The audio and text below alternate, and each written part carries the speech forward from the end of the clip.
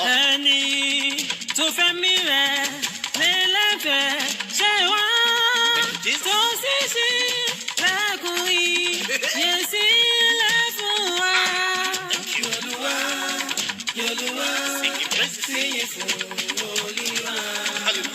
Yorùbá Yorùbá ẹ̀yọ̀ níwájú rẹ̀ kátó bàbá wa lọ lórúkọ.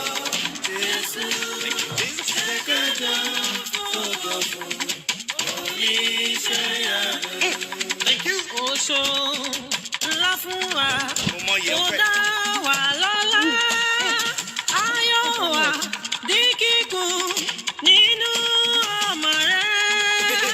Ògo àti ẹwà ìràpadà yìí yóò yọ wá lẹ́nu gbà tá a bá rí Jésù.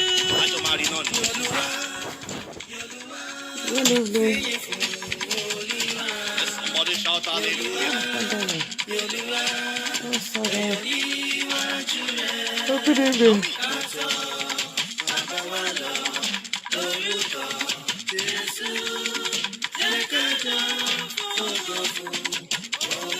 Good evening, everyone. Yoko kikire Olúwa, ìwọ ni ó dá mi nídè, ìwọ ni kò jẹ́ kí ọ̀tá yọ̀ mí, ògo ni forúkọ rẹ̀, Ọlọ́run. Ìyọlá, ògo ni fún ọ, agbára àti bàjẹ́ tirẹ̀, ẹgbẹ̀rún àwọn kò tó yọ, àwòrán àjùbà rẹ̀. Ọlọ́jọ́ ìbí ó yí Good evening, ma. Sister Susan. Good evening. Good evening. Good evening. Hello, good evening, everyone. God bless you. Quick one, please. God bless you. God bless you. Even this message is for the admin of the Igbomina forum. I don't know how to get in touch with the admin of that forum. I don't know who the admin is, and I don't know how I found myself in that group. You know, before this time, I've been a member of that group for a very long time, for years or so. You know, so somebody added me to that group, and is from what I've seen so far, before they started this stupid drama of recent, the forum is created to work on how to bring progress to the community of Kwara State, in the community of Kwara State, and how to help Kwara State people, Kwara indigents in general. But in the last few weeks, they have been posting all kinds of rubbish into that group, as in a political whatever. Number one, the group is not it's not to discuss a political issue. It's not created to bring in your own candidates and started pampering your own candidates and started defaming defaming other candidates from other party. I believe if you want to do such thing in the group, you want to talk about politics, it should not be biased. You know, do your post, let people comment, and let people walk away. You know, and I have tried as much as possible to correct them in that group, and on several occasions I said they should please take me out of the group because I don't even know how to exit out of the group. I have been trying how to, but I didn't know how to get myself out of the group because number one, I will not want to do what will cause trouble. I've had enough, as in fracas on social media, and I won't want to engage myself in another fracas on social media. So, if you are a member of Kwara State or a member of Igbomina Forum, kindly send this my audio to the admin of the forum. That's Igbomina Forum. If you know the person that is behind the Igbomina Forum, that I beg of them to take me off that group. You know, when they post things, when you leave your comments, the next thing they go after you, decide to throw shit at you, name calling you some rubbish. You understand? I don't belong to that kind of a group. You understand? I don't belong with a group that you cannot rub your minds together. Groups that they believe that they don't want your voice to be heard. They want you to believe in their own opinion. They don't want other people's opinion to be heard. I don't believe in such things. You understand? Uncle Rela is APC. Me as a person PDP, you understand? The way we rub minds together, even though he had his show, it was a very wonderful show. And I've been on so many other groups like that, you know? I said mine is that I am supporting anybody. I will support any youth in Nigeria, but I am not going to support anybody that is over the age of what? Over the age of 60 to rule Nigeria again. Once you are over the age of 55, go and relax. I allowed you to rule. You understand? So for that, I think I have my own point. It's not your duty to now ask me to ask, Sister Naomi, why are you supporting? Why did you say that?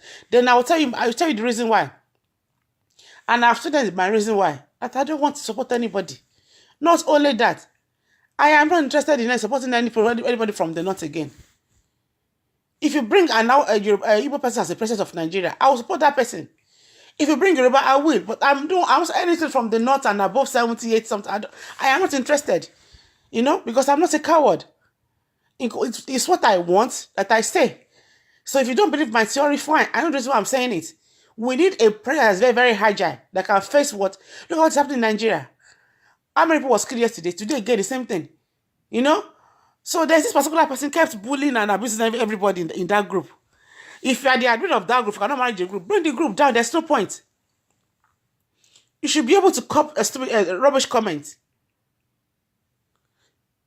If you create a group, you know, you should do something that will encourage people to be on that platform. Not that they'll be fighting. They have been fighting on that platform for the past how many weeks now, and they have refused to do something about it. They have been defaming people's character there. You refuse to do something about it. I call myself an admin. If you cannot manage the page, there's no point. Bring the page down. Bring the page down. I am here to stay in my home because you might be saying Naomi Oluton bias. You understand? I'm from Kwara State. I get my point.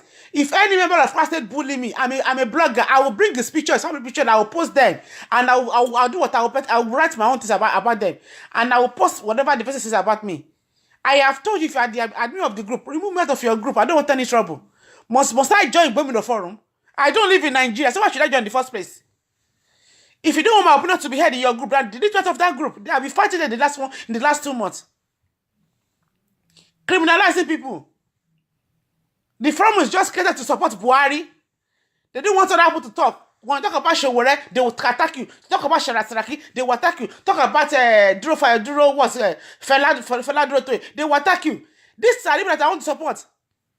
Fela Duro Toye is a young, vibrant guy. Anybody above 75, 55, I'm not supporting you. Simple as that. If you cannot manage the group, delete the forum. You have over 30-something people there, 1,000 Igbominos there, and they are causing trouble, making wahala, abusing people and throwing shit at people, and yes, you cannot manage it. Good afternoon, Mommy Gio. Told you everyone jare things, so person reply, man, want to onija anyone. I don't know me. What you no group? Me mentor admin no group. Go and delete me off the group. I'm not interested. If you're from Kwara, please just tell them. Almost every class is in that group. They have been fighting inside that group on that for the past 2 months now. Ijani one jambe. Ijani one bara one jambe. Ton jack jeburugu. You know. Ton bura ton shepe for na be. She group niye.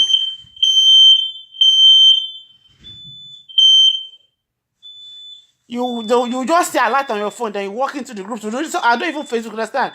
But sometimes I decide not to leave any comment. I will just walk every post in manga. You know, come and working because I wouldn't want to. Suppose I don't leave comment on this. Anyone I like, I'll just like it and comment. But this particular one, this person was saying something meaningful. You understand? The man was telling them the reason why they should allow the young people to rule.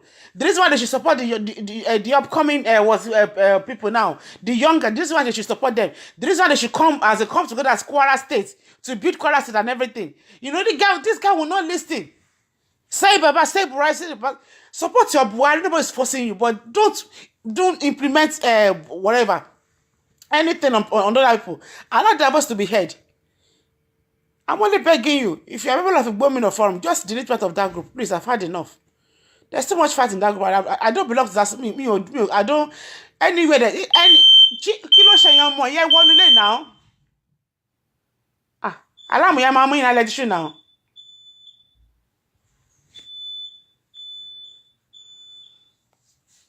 So just delete me, please. I've had enough for all social media. I don't want to I don't want to continue without enough problem. Just take me out of your forum. Just take me out. On my platform, I jab what's it called APC. I post the hero and everything. You understand? Even Saraki, what's talk about Saraki? It's on my page. They will yap Saraki, they will say all sorts of things. I don't say anything. I will post your word, everybody will leave their comments. Even on my property, there's a big word there. Kid all these boy supporters, they will jump from one word to another. You know, fighting people. That's why they are calling you tyrants, you know? You want everything by force. Must you fight? You can leave your comment without abusing anybody. The man was just telling them how to, as in, the reason why they should support the young people and everything, you know? The next thing, Baba must come back to 2023. If he likes, let him come out 2024. I tell you got to share now. He has broken the second record in the history of Nigeria. Nigeria has gone through recession 2 times since independence. The first time was 1983, and who was head of state? Buhari. And under 2018 was head of state Buhari. I want him to go back again. Look at all the clean he did not and everything. You are very sick. The wala is too much. All this Buhari boys. The wala is too much. Look at that lady. What's her name again? Awolowo. She was regional campaigner for Buhari in 2015 in the United Kingdom. She was their head leader of campaign. She was one of that campaign for Buhari. Today, she's against Buhari. She's campaigning against Buhari. I said, vote him out, vote him out, vote him out. You saw it was kicked out of the Abuja house in Lagos, in London. It was people, they organized that rally. People joined from Ireland. They kicked him out of the Nigerian house in London. And they sent him back to Nigeria. That's to show you that we Nigerians, they are very, very conscious of their political system in Nigeria. You cannot tell people what to do. They know who they want to vote for. They know who is doing the right and who is doing the wrong thing.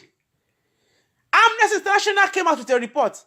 He said the corruption under this administrator is worse than every other corruption in the history of Nigeria. And they mark this administrator as one of the worst governments in the history of Nigeria. And you are saying vote Buhari, vote Buhari, vote Buhari. If people are lying, two people are foolish. We have so many Igbo guys there. Where is Kanu Namdi, the Biafra man? Go and bring him. Let us vote for him. We Yoruba are the problem of Nigeria. People who put up their posts, you are not even their friend. You walk under the post, you are abusing people. Must you abuse people? Must you curse people? Leave your comments. If you want to support Buhari, oh, I support Buhari. Buhari, simple. Don't say you are crazy, you are mad. You know why? Why are you doing that for? Why are you doing that for? What's in trouble? Just delete me. I don't want to be part of any Gbomina forum. Just take me off your platform. You know, the platform used to be a very good platform. We'll go there, we'll talk, we'll chat about it. Gbomina, we'll discuss and everything. You know, thank God I don't even discuss myself. They were asking where are you from? Who is the father? I just tried to keep quiet. You understand? I did not say anything. I'm sure by that they would have been telling me my already keep Omoale near there. They calling me Omoale for saying because I support Saraki. You look up for anybody. You cannot tell me this of Saraki more than myself. You understand? All my life I studied in Kwara State. I never studied. I studied in Kwara State all my life. So you can't tell me the history of Kwara State. It destroyed the Society General Bank. Go and read the history of Society General Bank. Saraki's family has nothing to do with Society General Bank. You need to start yourself very well. Is a Muslim fanatic. Who says that? Saraki's mother is a Jamaican, a born-again Christian. Her name is Madam Felicia. We both live together in GRA Ilorin. Stupid people. Myself, Saraki, and Eji Agbon, we are on the same street in Ilorin. Nonsense. Don't say what you don't know about people. That Saraki is coming to Islam. How can Islamize Nigeria? All Saraki children are married to Christian. Pastors, go and ask. What you don't know about people, just keep your mouth shut. I just want young chap. Young chap, go to Nigeria. I'm tired of all these old people. You don't need to cost anybody. Support your candidate. They have not done primary whatever. Primary election. There's no primary anything. So how will you even know your candidate? So I get at the end of the day, go, you might not get the primary. Only man win the primary election. You know? I'm standing by him because I saw him in Nigeria, Motoriri, and I told my person in 2015 that I saw this man as the president of Nigeria. Go call me. I'm going to say what has Saraki done. I'm going to post something on my wall. You say that what the man has done. I don't support stupid people. I don't believe in all this the people's character, bullying and everything. By now, you should know that guy is upright. Look at what they are doing to that guy as the Senate president. Look at how the guy has been beating them systematically without shouting and everything in comfort of his office, and he's a very quiet guy. Look at how he has been able to he has defeated so many people from APC from their head to their from their head to their last whatever. Oh, defeat everybody. The same thing in PDP. You think that you think he's a stupid man? He's a medical doctor. He studied all the serving abroad. If you don't believe other people's opinion, other people's comments, there's no point going after them. Don't condemn anybody's comments. Don't condemn anybody's whatever. Everybody has their right to say things the way they see it. They defend your points without throwing shares, without abusing people, without pulling people. One ship with when you don't even love yourself with that forum, how will you love your nation? They are so sick, Mr. Ebola Lawrence. Very sick people. I just posted their show where people take his bag. I have to delete all the comments under that post. You know. Go and read the record of Nigeria. The Amnesty International should be ashamed of yourself. Nigeria to war recession is in. It's a war. For a British somebody prime minister to say that any president that will bring Nigeria back to where Jonathan left is where they might try. It shows that the country is finished. Look at the number of Nigerians that are living in Nigeria every day. Despite all the killing in Libya, all the accidents on the sea, Sister Naomi, we prefer to die on the sea than to remain in Nigeria. And you cannot bother yourself brain. Nigeria of today, 5 naira is useless. There's nothing that you can buy with 5 naira. A side of pure water is even 10 naira. During regime, a bag of pure water is 30 naira, and you sell it for 100 naira. You will make 70 naira on a bag of pure water, because you buy it for 30 naira, you buy block for 20 naira to cool it, then you make a gain of 50 naira. So average Nigeria was selling pure water because on each bag is 50 naira. When you sell 10 bags, that is a lot of money for you. That's 500 naira. Then people will go home. Once they pay 500 naira a day, they will go, because they live on 200 naira per day. They will go home. But now it's a lie. Before you can have 500 naira in Nigeria now on pure water, you have to buy 20 bags of water. So people do what people do. People go to work with their water from home. They don't buy water. They don't buy water again because they will drink 4 litres of pure water in a day, which is 40 naira. So they can get water from their house and boil it overnight. Then tomorrow morning they will just put it inside their bottle. They'll go to the office. Pure water is no longer as you used to sell before, except on hold up. You are not saying ranting rubbish, saying rubbish.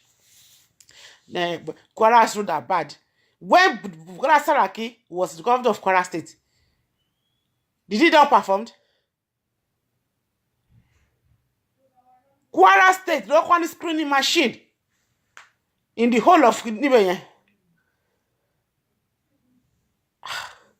You guys need to go and change, yo. Honestly, you cannot continue like this because the rate you guys are going, you very soon you'll be going to people to start killing them one by one, because it's what you are doing is just a do or die thing.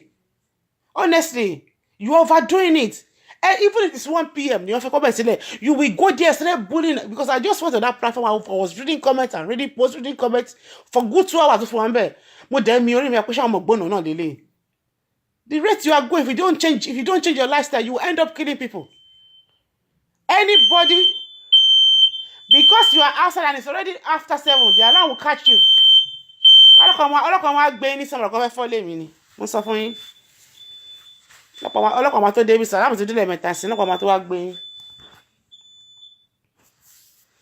know, the rate you are going, if you don't correct yourself, you will end up killing people. Those who are not sharing the same opinion with you, you end up killing them. Because you are behaving as if it's a do or die thing. That you must, this is what we want. That's what you are doing. Nigeria can never be one party system. We are over 180 million in that country. There is no way one party system will ever work. So you already making it one party system. If you don't support APC, it's a do or die thing. And God will disgrace you. I swear to God Almighty. Whatever the influence that you manipulate that way, God will disgrace you guys. Even at the end of the day, mark my word down. Mark my word today down. Even though APC to win presidential election, you know, Wale by. Yeah, she's swearing in. It's going to be the last. It's going to be the head of the democratic system in Nigeria. I swear to God Almighty. Till revolution about Shelley. Mark my word down. This is voice of a prophet. No,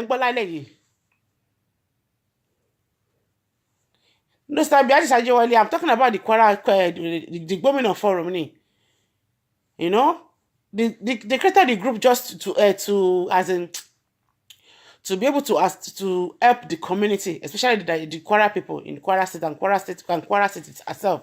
You know, the group used to be a very fine group. Everybody would just come, they would give their own opinion, you support posts and everything. But in the last few months now, right, they have been fighting. The Mr. Sula guy is always coming there to condemn Bukola Saraki, will be bullying Bukola Saraki. Bukola is a thief, as an arm robber, is a chairman of this, I was just saying that, don't say that. It's not part of the robbery. So I left the comment that every politician has what a political tout and thug. And for the mere fact that one of somebody's political thug was involved in robbery, just not that person is an armed robber. I was speaking from my own perspective as a legal person. I said, for example, now you are saying he's aware of it.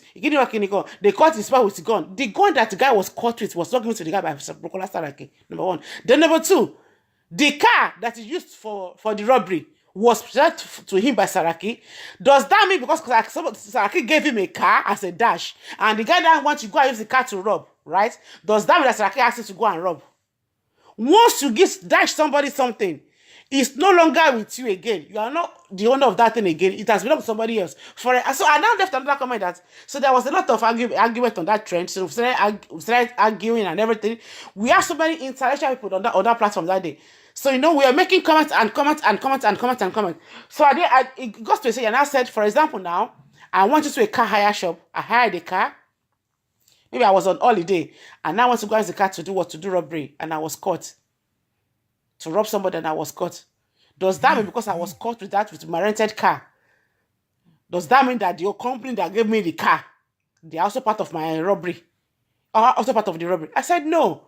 So you can't charge them for conspiracy. Neither can you charge them for what? For vicarious liability. You cannot charge them for anything. They are not guilty. It is me that you will face. And they kept asking the guy, is he aware of the robbery? Show me one jolly. Oh my God, no. Show a local for you. Oh no, where do you get the gun? Only the policeman. One group of local for So he has to make his life so tough and whatever. He doesn't want to listen to anybody's whatever. The next thing, I don't know, you just want to pay. You people are the same. Why? Must you criminalize somebody because you are trying to make a point? You don't need to do that. You don't need to bring anybody down to lift anybody high. The more you are trying to bring people down, they'll be I'm going on my high. And don't try to bring I know my low. This government has lost their credibility. Worldwide, it's very, very glaring. You can be lying to yourself in Nigeria, but Amnesty International will never lie. Trump said, never again. I don't want to send life to somebody again. And America sent a very strong message when they are going to investigate all the killings in Nigeria and the people that is behind the killing, and they will bring them to justice. You cannot be saying you want to fight corruption. You are fighting corruption, you are not fighting security. How can you tackle corruption without tackling security? You need to borrow yourself brain. I won't share with a meeting the man kakiri. I work I like you at the kakiri. I'm a the other condition operating with this particular government have no respect for the rule of law. Look at what happened to Bukola Saraki. Look at this man Zaki. The man is still in jail. They don't even try him. Few days ago, people came out to do rally for him. Over 120 journalists are in different prisons in Nigeria. Some are even dead. That they don't even know their whereabouts. Because why? They do what they are doing. Because they are doing their work. And they realize these people, they do too much, they are exposing us. This next thing started jailing them. That guy that was picked up at the national newspaper, the guy is still there. No trial, no nothing the last 3 years. And you are expecting me, somebody who's from a legal background, to support somebody who does not have respect for the rule of law. And when they asked Mr. President, he said Nigerian rule of law should be what? Should be secondary. Nigerian rule of law should be secondary thing, not primary thing. Meaning that what we are saying, right, is more powerful than the rule of law. Because I'm the president of Nigeria. Whatever I say, how do you expect me to support such person? Even if you're sorry killing someone today, you are not guilty until the law prove you wrong, that prove to the world that yes, you are guilty. But here in Nigeria, you are even guilty before the court. Any government that does not believe in rule of law, I will never support them.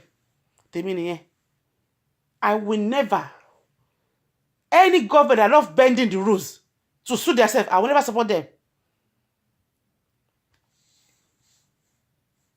So please, that is just mine. Whoever that added me to that group, just take me out of that group, jeje. If anybody say were, my blog any, me if you want me. You know, I've been trying to block myself so I will not even see the law, I will not even see the alert, I will not even see anything, understand? But click Lorikini, you cannot do anything on your phone. You have to accept the something. I don't know how they program the page. That's the place over 200,000, it's over 40 to 10,000, 200. Just take me off. If you can only manage a group, then you bring down the group. Not that people be fighting themselves, it's not nice. Please, message to the admin of Igbomina Forum. Please kindly take me out of that group. Please, I beg you. It's my fundamental mental human right. If you don't want me to express myself, then there's no point being in your group. Different individuals don't beg. I want to support Saraki, Foladro Toye, Showore. Everybody don't blend.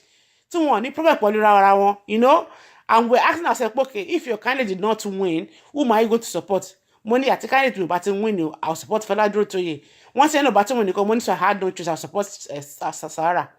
And they were asking, why don't you support Sahara from the beginning? Money, I know this one, I'm not supporting from the beginning.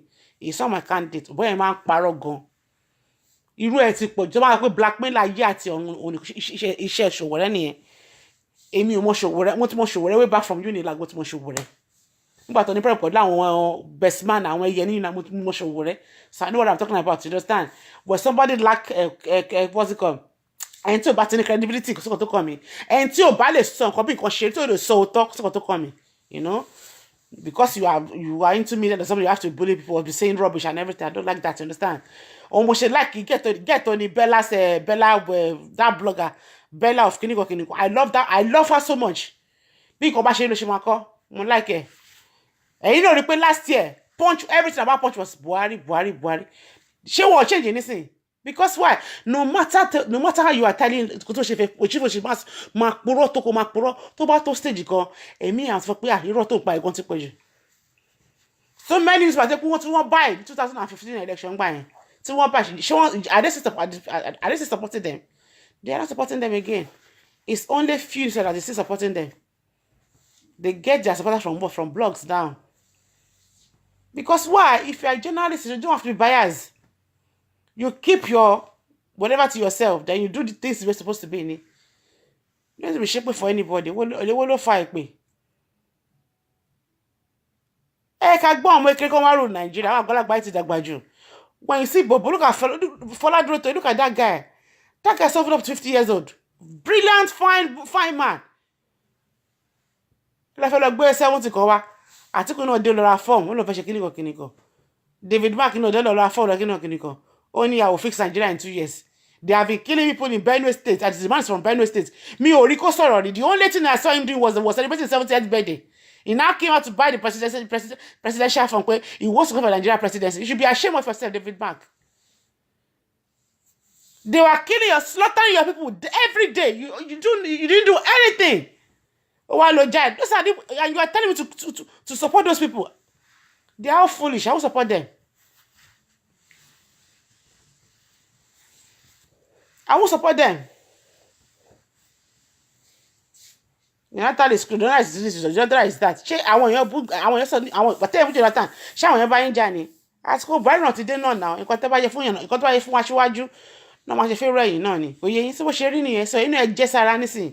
Pàtó ń bójú lọ́tẹ̀ dà wá náà jẹ́ sára ni because àwọn pọ́n máa ní ó ṣe nǹkan tó dáa. You know? But àwọn èèyàn jẹ́ sára náà ni. So inú ẹ jẹ́ tí náà sára. Òótọ́ náà sọ fún yín. You need to change your lifestyle. But Nigeria can never be one party system. Lie. God bless you, Martinique. Nigeria can never be a one party system. Support whoever you want to support. So me, I am not supporting Buhari. And I'm not adding my own. My boss, they wear it anywhere. I am not supporting him at all. is a failure. You understand? Even if you repeat the classroom, another an Hausa man from a state, only even if you rule for 20 years, he cannot fix Nigeria. And Hausa man said that. It's on my page. Go and read the story. Only even if you rule for 20 years,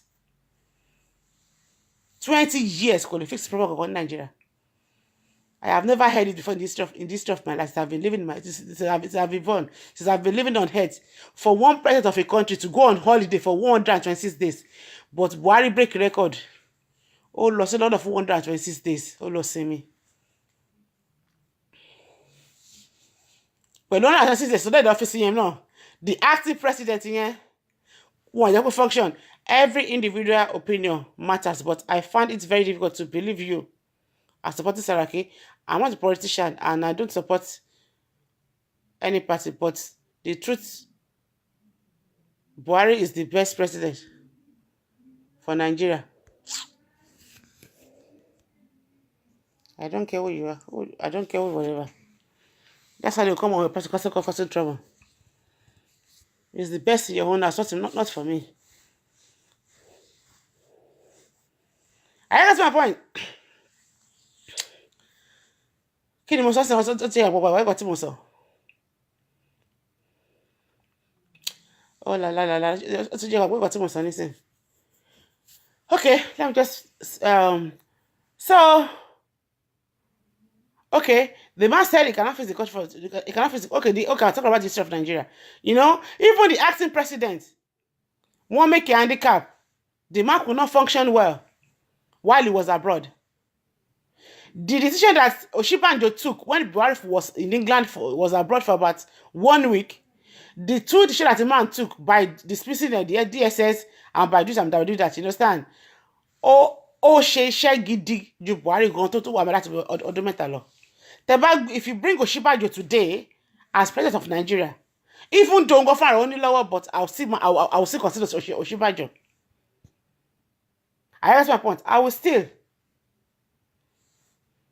There's corruption on Jonathan is corrupt, but Jonathan's government is corrupt, but everything was going on fine. Nigeria will rebuy. Jonathan is corrupt. When Jonathan left the post of Nigerian president, kerosene was 15 naira per liter. Kerosene is now 315 naira per liter. A bag of cement was 1,002. A bag of rice is now 2,800 in Nigeria.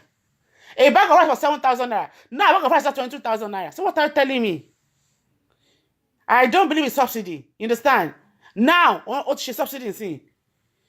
A lone liter of petrol in Nigeria, 87 naira. How much is it now? 100 and something. If with 250 naira, you will still have to pay bribe. And you are telling to continue with that government. You are very sick. Buhari is the best president. Go and vote for him in your own house. Let him be your life president. And may God continue to run your life the way Buhari is running Nigeria system. In the mighty name of Jesus. Ṣebí mo sọ fún yín? Anywhere to answer of Buhari by wọ́n máa gbórí burúkú wọn wọlé ni. I want the politician. Buhari, you are very stupid. Go and say that. You think I'm daft like you? I'm well read. Èmi kò lè fẹ́ lu agbárí fún wọn kò sọ̀rọ̀ tó dání wájú wá ní pé Buhari is the best somebody. Really, I think about bet Buhari is the best for you, not in my own platform. Okay? You have right to your own opinion, but don't say it's the best for Nigeria. This is what I don't like to hear. It's the best for Nigeria. Don't decide for us. You can say Buhari is the best for now in your own option, but don't say Buhari is the best for Nigeria.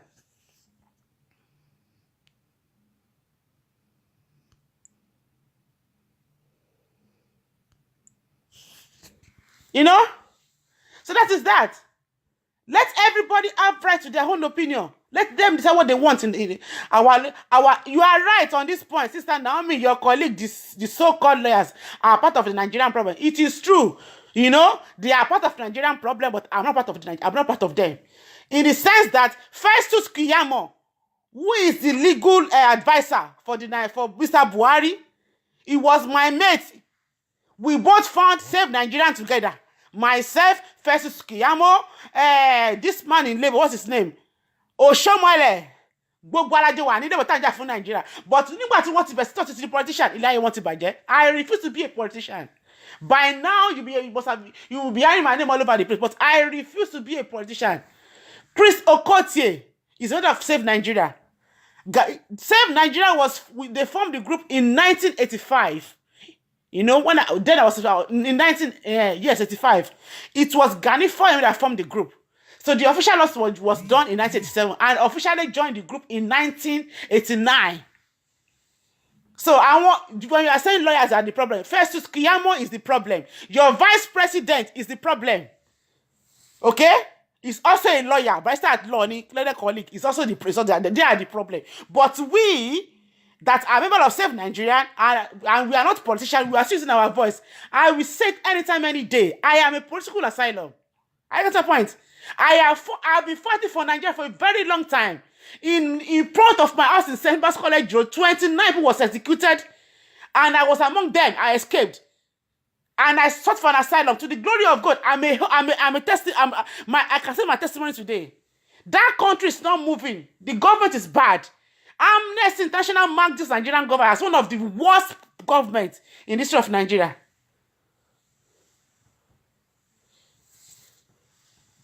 Stop attacking people. Buhari is good for you. Don't say Buhari is the best for Nigeria. Don't decide for people. Just say Buhari is good. You want Buhari to be president based on this, based on that. Is it Buhari that is ruling in Nigeria? That man is very, very fragile. I cannot do anything. The man is very, very fragile. The man is just there as a figurehead. It is some cabal that is what's ruling the country. So why don't you put somebody who can work with his own right sense with his full body, without taking dictate or anything from others? That was what the one want to go and sign some useless document that was supposed to sign. The man is not the one that is ruling Nigeria. That's my point. The presidency of Nigeria is the problem of Nigeria today. God bless. You also get my point. So bring people. For example, Showore. No, there's no God for Showore. See Showore ba wole leni. He will do his government the way he wants it. Fela Droto is the same thing. Saraki the same thing. Saraki only Godfather Kokon. Only Baba the Godfather. Let me tell you one thing. Those people, they would run their government perfectly well. And what be kilo rukwe? Kwankwaso at what? Look at you, they are jumping from one pillar to post, going from one KBC, from one emir to emir. You understand? At the end of the day, they will take permission from those people. Before they can do what? They can't do anything. I swear to God, I will respect Nigeria if one person can contest for the Nigerian president. Ask for that person. Sheun Kuti. If Sheun Kuti or Fela Kuti or Femi Kuti can come out to contest, I swear to God Almighty, they will fix that Nigeria. If Femi Kuti, if you happen to see Femi Kuti or know him one-on-one, if that guy is analyzing the problem of Nigeria for you, you will know the guy understands this country so well. We want people like that to come and fix Nigeria. But the man said, I can never rule. I want to use my business to fix Nigeria. All the past rubbish 70-something that are ruined Nigeria, let them go. They have renewed us as independence. Yes, during the military regime, they were there. During the interim regime, they were there. During the civilian regime, they were there. Kilo de on fire shewani.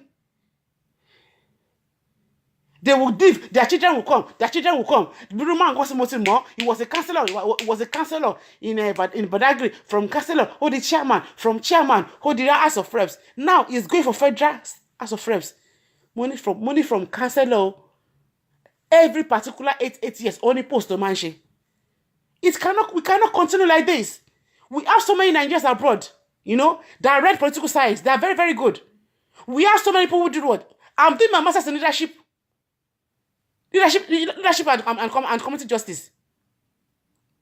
I am a social and community worker. Social Lagos to them. I fix everything. But I cannot go because of the security in my country. And I've been going to help them in other African countries to build their own country. We are young, vibrant people. The most annoying thing, we have so many qualified engineers in Nigeria that they are working as an engineer abroad. And yet, we are still bringing people from China to do our own Nigerian road. Are we crazy? Go to India. Go to Bangladesh. Go to Dubai. Go to Mar. Nigerian doctors are there doing wonderfully well. And in Nigeria, we have no standard hospital in Nigeria. And we have our children. They are age 28, 27. Sojourn. Just go to this country. Umar, just go to Umar. Go and see Nigerians working there. Why can't we encourage them to come back to Nigeria? You think if we have good government, they will not come? They will definitely come. You will leave Nigeria to come abroad for treatment. At the end of the day, you know, to get a good treatment, you get to London hospital, you will get to American hospital, your doctor will be in Nigeria. I'm Nigerian, my name is Oluwatoyin, they are from Abeokuta. Go and see Ekiti people in cancer unity in Dubai. Ekiti, 28, 27-year-old people. You'll be crying.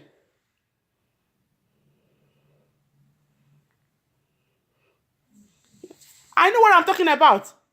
When I travel abroad, my heart bled. There is no job that I will do that will not visit health center because why? I'm a social and community person. I need to report first at my embassy. Then I will report again. I will not usually go to Nigerian embassy. Then from there, I will take a trip around. There's nowhere I will go. I will see Nigerians. Engineers. I was speaking with one guy. I was in London, a Nigerian man teaching them English in UK. A Nigerian man teaching them English in UK from Ekiti State. And look at Nigeria today. We don't have them in Nigeria. Because why? There's no infrastructure. Even if they're students, do they have good building, good schools where they can teach? No. Do they have material to teach? No. That is what happens when you have a leader who have no certificate. Automatically, they will not have value for education. That's how they turn themselves to suicide bombers. Killing means nothing for them. They will give them 2,000 hours to carry on, to go and blow anywhere. They will do it. If they are well-educated, well-experienced, would they do that? These are my own points. This is what I'm saying. I am not saying you should support my own whatever, my theory, but then have a rethink. Have a reflect on what I've been saying. This thing is too much. I will look at my children. But I was asking them, we will come abroad. I'm a Kusiloim. We want to see we have Ministry of Nigeria again. She's in Irish Nigeria. No matter how old, no matter where that person wants to go and work, to the old age, but Nigerian case is not like that. They get buried anywhere they are working because why? They prefer people that believe there's no peace in Nigeria. If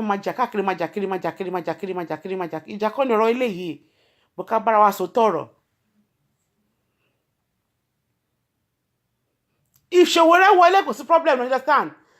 Because in got more she like she was suffering, but you the reason why I don't appreciate want him to be might not even affect his political quality. You understand? He might do well politically. He might be the best people. You understand? He might perform well. Only might make anything. But I don't just want I don't mind anybody, but I don't just want this go slow. Tell me, yeah. So that is it. If you have opportunity to travel abroad, just like me, to be going to 16 to 20 countries in a year, you know what I'm talking about. You only ball any airport to come around Nigeria. They will ask, where are you going? Why? They will see because with my tag and everything. I have my PIN number. I can walk anywhere. Once I'm wearing my tag and everything, I'm like, oh, you know the ultimate me.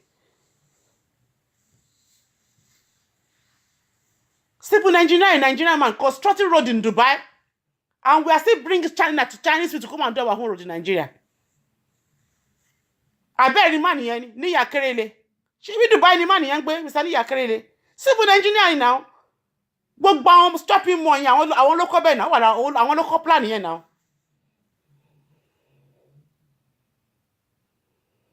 God bless you, Anthony. They can bet people tomorrow. I want local now. I want to one division for 1 year for how they have share Gambari. Or what you want make it? Judy Nigeria doesn't make it. Yoruba land doesn't make it now. ẹ̀yin Yorùbá máa lọ school ẹ máa kàwé ẹ máa ṣòwò ẹ máa ṣe gbẹ ẹ̀tọ́ yín wọ̀n ní fún yín wọ́n tún kó lọ sínú all of the develop not we better part ways ìwà lọ bàtí òdòdó bá ṣe wọ̀ I believe this thing mo ti ń believe in I believe in Oduduwa Republic I'm supporting Adeyinka grandson if things refuse to change let us part ways let every region go and manage their region whatever you have in your region go and manage it. Kí wọ́n break wa down bí on South Korea. This one is too much. How can somebody be enjoying the wealth of Nigeria? How can just one state be enjoying the wealth of Nigeria? Do you know how much Tin Canada is generating every day? Do you know how much is coming out of Lagos State every day? They will not be using money from Lagos to do projects in the north. It should not be like that. Let every region do what? Do whatever they want to. Let people go and develop their own country in their own states.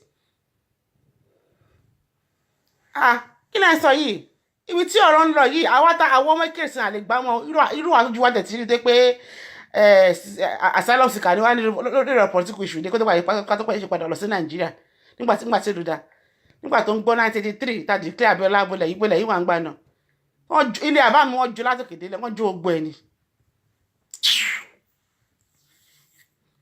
Just give God the glory.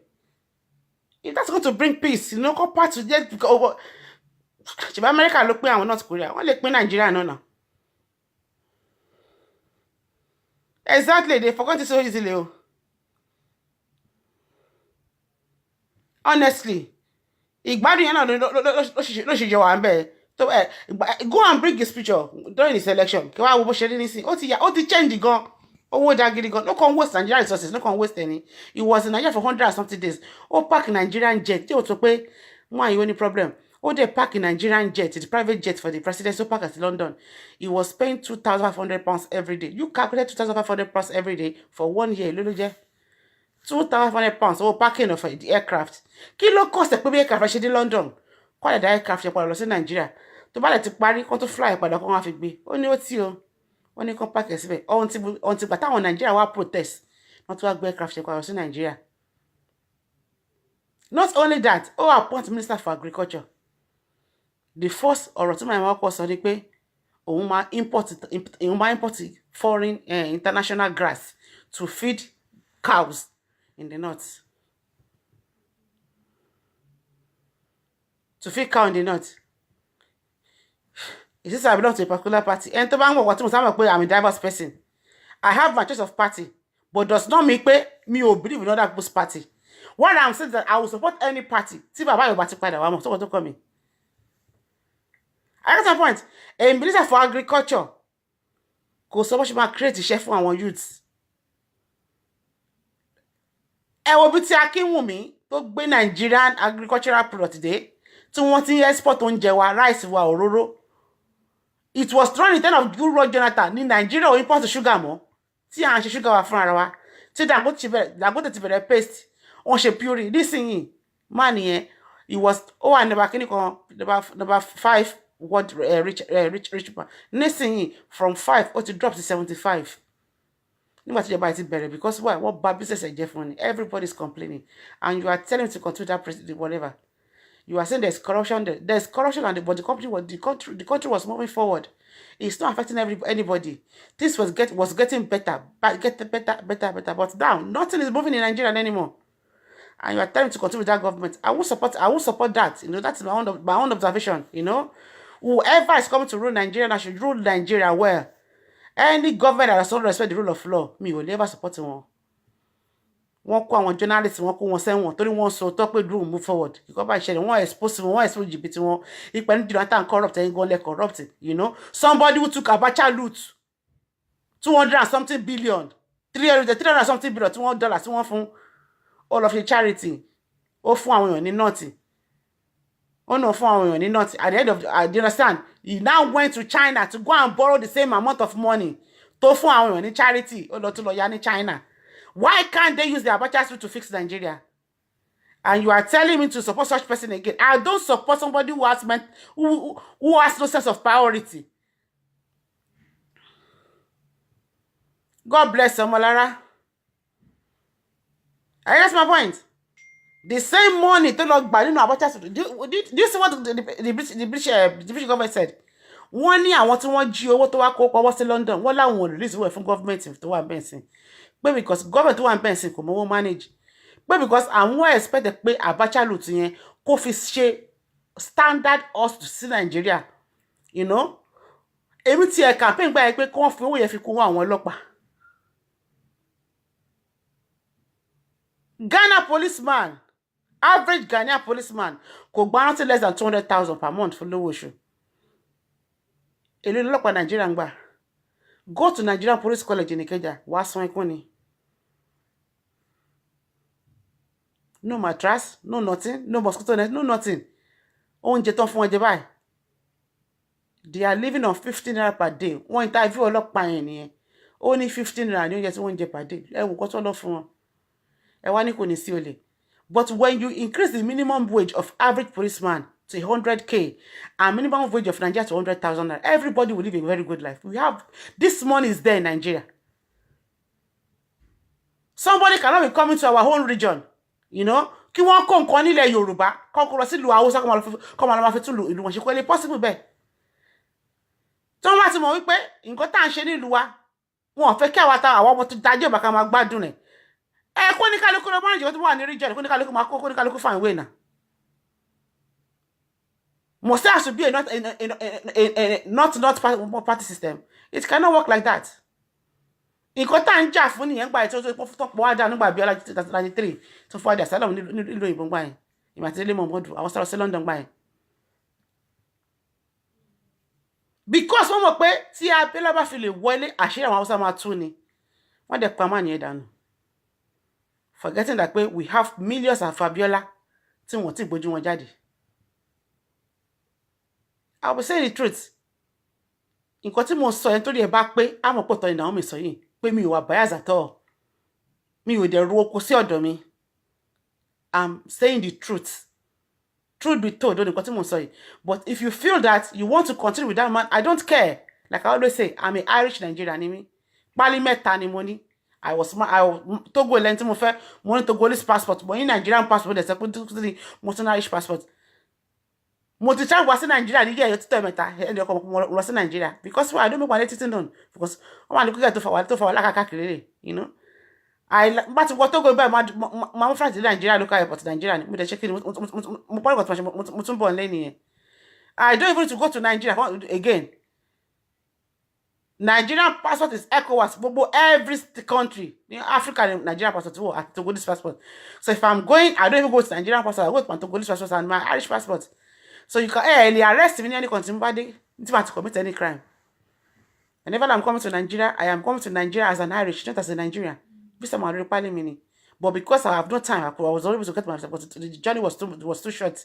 You know, was too sudden. Traveling just Sunday.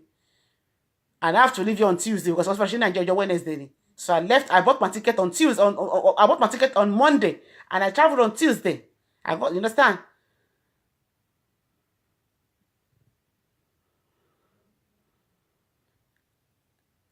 You can be 3 national. You can have 3. One more. I tell Naomi, I am tired of the country. We that are still stuck in this country are really suffering.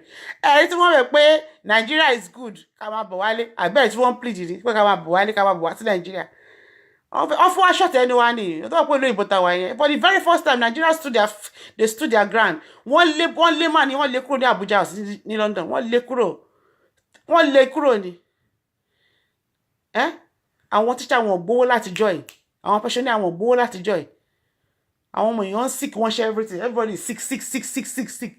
Àwọn ará ìlú òyìnbó, wọ́n máa ṣe títí àṣefẹ́ kú ni. Because what they have to do over time to help their family back up. Ordinary gàrí, àárọ̀ kùtùkùtù ọmọ tó lọ school, á mu gàrí lọ sí school. Ṣé life nìyẹn? They promise to give them free food during their election. Gbogbo nǹkan tí wọ́n promise pátá sí nǹkan tí wọ́n ṣe ń bẹ̀. Wọ́n náà máa fún wọn ní free food wọn fún wọn. Wọ́n náà máa increase owó ẹ̀rọ 60,000 naira. Wọ́n increase. Àwọn máa increase owó ọlọ́pàá. Wọ́n increase. Àwọn máa increase owó army. Wọ́n increase. Àwọn máa ra machinery fún àwọn army. Àwọn herdsmen, ìbọn tí wọ́n lò gan, ó ju ìbọn tàwọn army Nàìjíríà lọ. Wọ́n fún wọn. Nàìjíríà army ni mo tó ń wọ boot tó ti fàya lọ sójú ogun. ṣòkòtò ẹ ti bẹ́ẹ̀lì fúrò ó dẹ̀ sí ó wọ̀ lọ ìpá àwọn opponent ẹ̀jà. They promise to make $1 to $1. I will make $1 to $1. I will make $1 to $1. Every public school, àwọn máa tún ṣe free food from primary school to university. University will be having their bursary, they will be having this, nothing. Every unemployed graduate will be receiving 5,000 every month. And you want to continue with that such person. Any worry that. Look, let me tell you one thing. If you are not good in keeping records and your number 4 is not working well, if you follow majority, you will end up killing yourself. Don't follow majority. Even if you don't know what is going on in Nigeria, come on my platform or inbox me, question, what's the story? I will let you know. All this that promise, tí wọ́n promise kò sí nǹkan tí wọ́n ṣe. Àwa wí tán wọ́n ní wọ́n ṣe ọ̀nà tí wọ́n ṣe yẹn, the past government ló gbéṣẹ́ yẹn kalẹ̀. Agenda 2015 to 2023. Tí Jonathan draw kalẹ̀, òun ni wọ́n ṣe ń ṣe, tó ṣe follow. You need to understand what is going on in your community so that you'll be able to judge, you'll be able to know what to do. If you mortgage your life for these selfish people, you will regret your life. I'm telling you. Because these people, they won't run you. They don't care about your welfare. They don't care. Because if they care about you, there won't be reason for them to be fighting for posts, fighting for this, fighting for that. Look at the amount of money they paid, 43 billion for a presidential ticket alone. You know? 1.9 million lost their job in 2018 alone. I will post the video. Rain or mockery. And after the show, I will post the video so we see it on my wall. And I'll post another one. But the reason why you should think twice before you vote. I'll post the video. You have this video here. I exposed exposed so many things. Then from there you'll be able to judge yourself. These people, they are what they are also. You cannot please them. Jonathan tried to please them by doing what? By giving them an Almanjiri school. Build 120 schools for them. Repair their road. Put all the Almanjiri children on salary or food free on this, on that, on that. All they also were empowered. At the end of the day, one Jonathan will share anything. If Jonathan, in control, you say nothing yet. To pass half of it from Lagos State. Abi Yoruba land. Jonathan, won the 2015 election. I'm telling you. Even the go win, he was trying to please them. He was busy doing empowering the North, constructing the North. Kò ṣe ọkọ sísá rẹ̀ báyìí pé ó kò tó máa wálé lẹ́ǹkejì wọ́n á ṣe. Wọ́n dẹ̀ kíkẹ́ kúrò nínú power. I live in the North all my life. I know how they operate. Tó bá ti ń ṣara wọ̀ kí ṣara wọn ni kò sí ṣe lè fún àǹtọ́ láyé yìí. Àwọn tó bá yẹ kó mix àti pé wọ́n jẹ́ mixed blood. Bóyá ìyá wọn ti lọ fi Haúsá òun nìkan lókun. Bó tó bá yẹ pé Haúsá ni tó bá ti ṣara wọ̀ kí ṣara wọn náà nìyẹn. Be very, very careful. So don't mortgage your happiness for something for useless thing. God bless you.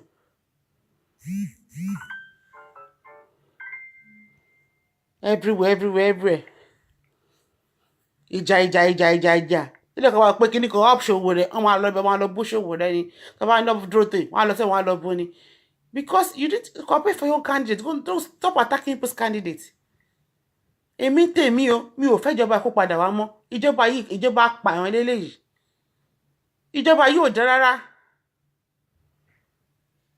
Ìjọba apààyàn lélẹ́yìí. I'm telling you, what Nigeria is experiencing, I mean, we experience it. This man has broken record twice. Nigeria fell into recession 2 times in the history of Nigeria since independent. 1993 and 2018. And this same man, only the president in one. Àfikún máa fagídí wá nǹkan. Wọ́n tó ní pé òun náà ti ń kówó jẹ, tó ti pé kí ní túbọ̀, òmùrò díkò náà, ó mú owó tiẹ̀, ó gbé jáde sí London.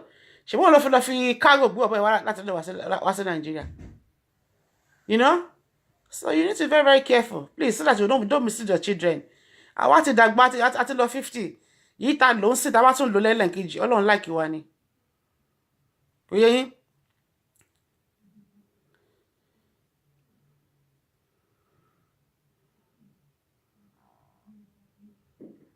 I said that abroad, don't know problem about Nigeria. The country that I've lived there for many years. I just told you I fought for Nigeria.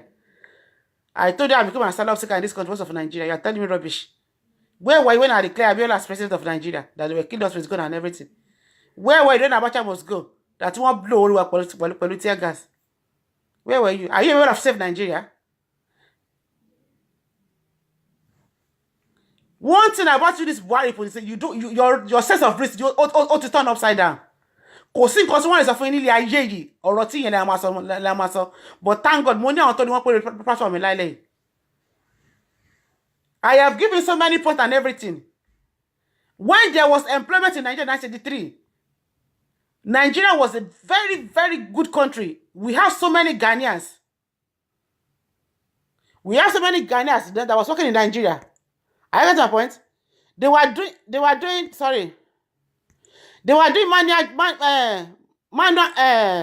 manual jobs in Nigeria. The country was moving. We have so many factories. The Ghanaian won't work in there. Bí máa ṣe gbógun ti àwọn Ghana nìyẹn. Ó gbógun ti àwọn investors. Before you know it, Leventis ó fi Nigeria lẹ̀. Kewa Rams ó lọ, Go Short ó lọ, Kenwood wọ́n lọ, Domino lọ, ẹnìkan Domino ó wá kó Domino kéèké gbó wọn lọ. The next báyìí tí àwọn kọ́mọ̀nà ti lọ tó báyìí àwọn ọmọ Ghana obìnrin wọn tó máa ń ṣe káàkiri àpòṣe tí wọ́n ní ṣiṣẹ́ aṣáwó nìyẹn. Ó wọ̀ sí pé tí gbógun ti Ghana must go nìyẹn. Àwọn Ghana bá fi Nigeria sílẹ̀. Iṣẹ́ tí àwọn Ghana wá kọ́ Nigeria yẹn iṣẹ́ ṣùgbọ́n gbogbo ẹ̀ òun náà fi build the Ghana when the man send back to Ghana to Ghana. You can never compare Ghana to Nigeria now. Nigeria was richer than Ghana 1 million times then. All their people, they are working in Ghana, they are working in Nigeria. This same man send them back to Ghana. Ghana must go. Destroyed the economy of every investors went back. In 1983, the was London buying 1 naira was 3 pounds. When you go to America, 1 naira is $4. Ask anybody. 1983. Ìgbà tó dé lówó yẹn ní Nigeria. Naira is the highest month. Tó ní agbára jù in the whole world. Buhari náà ló bàjẹ́. Quote me anywhere. History lẹ́ngbọ́lẹ́ni. Go and go what I was saying on the Google. Ẹ̀pọ̀rọ̀ ni mo ń pa. You have short memories. You lack memory, gidi gan. You have no history. But I will not bring most of them. I want to parasite Buhari. 80s they won't be one. They know nothing.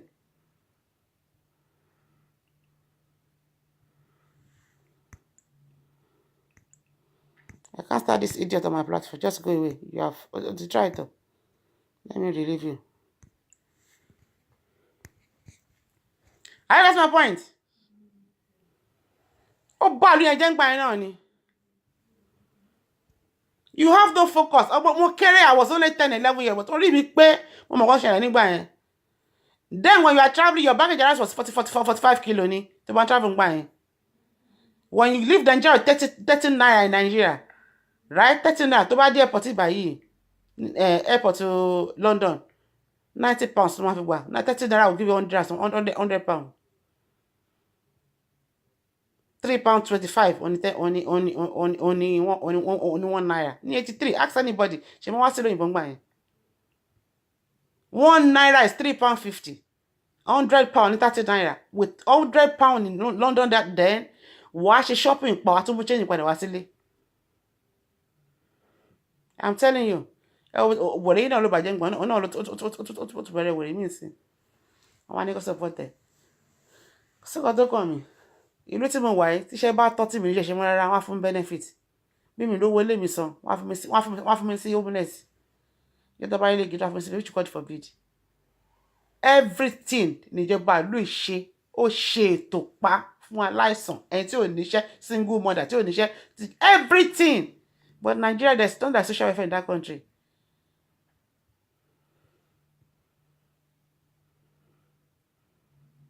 Exactly. To buy for 2000 buy. I also the 2 years in me. I don't follow that for detention election. And tí ó kúrò nínú ilé tí ó ṣe nǹkan kan. Tí ó kúrò tí ó ṣe nǹkan kan. Mama jà káàkiri. Your choice is your opinion is your choice. Your choice is your take. But to me, that's the way I see it. And to buy wọlé apart from this man, I don't care. Ọlọ́run gbọ́. And to buy win election apart from this man, I don't care. But that person needs to be a very strong person. ó gbọ́dọ̀ jẹ́ tó strong kò ṣe tó máa wọlé tá máa bá opponent ẹ̀jà ìjà kọ́ lọ Nigeria concern somebody that will put everything on the right track ni the security of Nigeria is number one priority the killing is too much mo sọ pé mánu David Mark kò mọ̀ nǹkan tó fẹ́ with all the killing in Benue mi ò rí kí mánu ẹ ṣe anything kò ever sọ̀rọ̀ kò grant the president kò ṣe anything rí one for the president of Nigeria pa fix Nigeria in 2 years you cannot even fix your own state Benue state you want to fix Nigeria exactly I think a vibrant president la need this thing because as you know I'm very very slow and my old age is having effect on me you know but wọ́n lé Mugabe kúrò sí ṣe ẹ̀rí bí Zimbabwe ṣe di bó ṣe dancing when you have a sluggish president the country will be sluggish I'm telling you young and ada fún ìjàre wọn lára energetic tó wà pa ìwọ ni Bambi and lọ́dọ́ ló ń gbé wá it's not a crime to be sick it's not a crime to be a old person understand but when you are tired retire when you are tired retire that is just it don't be greedy don't be selfish Monsoon die there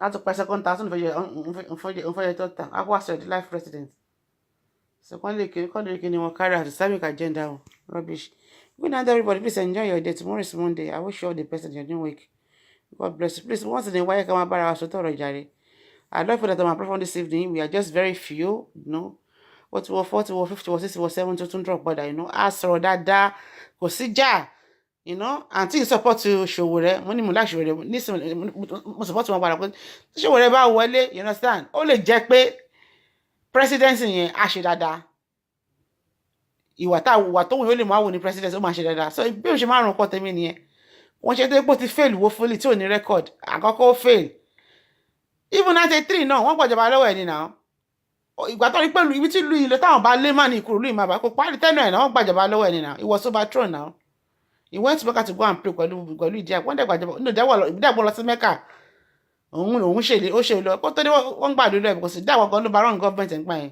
you know it's not that kí ló mọ̀ nípa government just what is happening now too òun kọ́ ló ràn Nàìjíríà náà kàbá kan ló ràn Nàìjíríà náà àbí wọ́n á fi corruption wọ́n fi mú Nàìjíríà mọ́lẹ̀ wọ́n rí wọn wọ́n ti rẹ́ni tí ó kàwé abeg Ṣòwòrẹ́ tó bá ti wọlé tẹ́kọ̀ọ́ náà ló wọlé kó break Nàìjíríà ìdànù kó ní kálukú let everybody go manage sẹ́ kó tó ní kálukú wá ní region kó ní kálukú ló manage kó fún wa ní Oòduà Republic straight away kó ní kálukú draw on their own tàbádẹ́ rẹ̀ mọ́ Nàìjíríà tí wọ́n lè máa ṣẹ́ ní north wàhálà títí wọn nìyẹn once you have Oòduà Republic just come back to your state ní wá dúró síbẹ̀ you don't go anywhere again.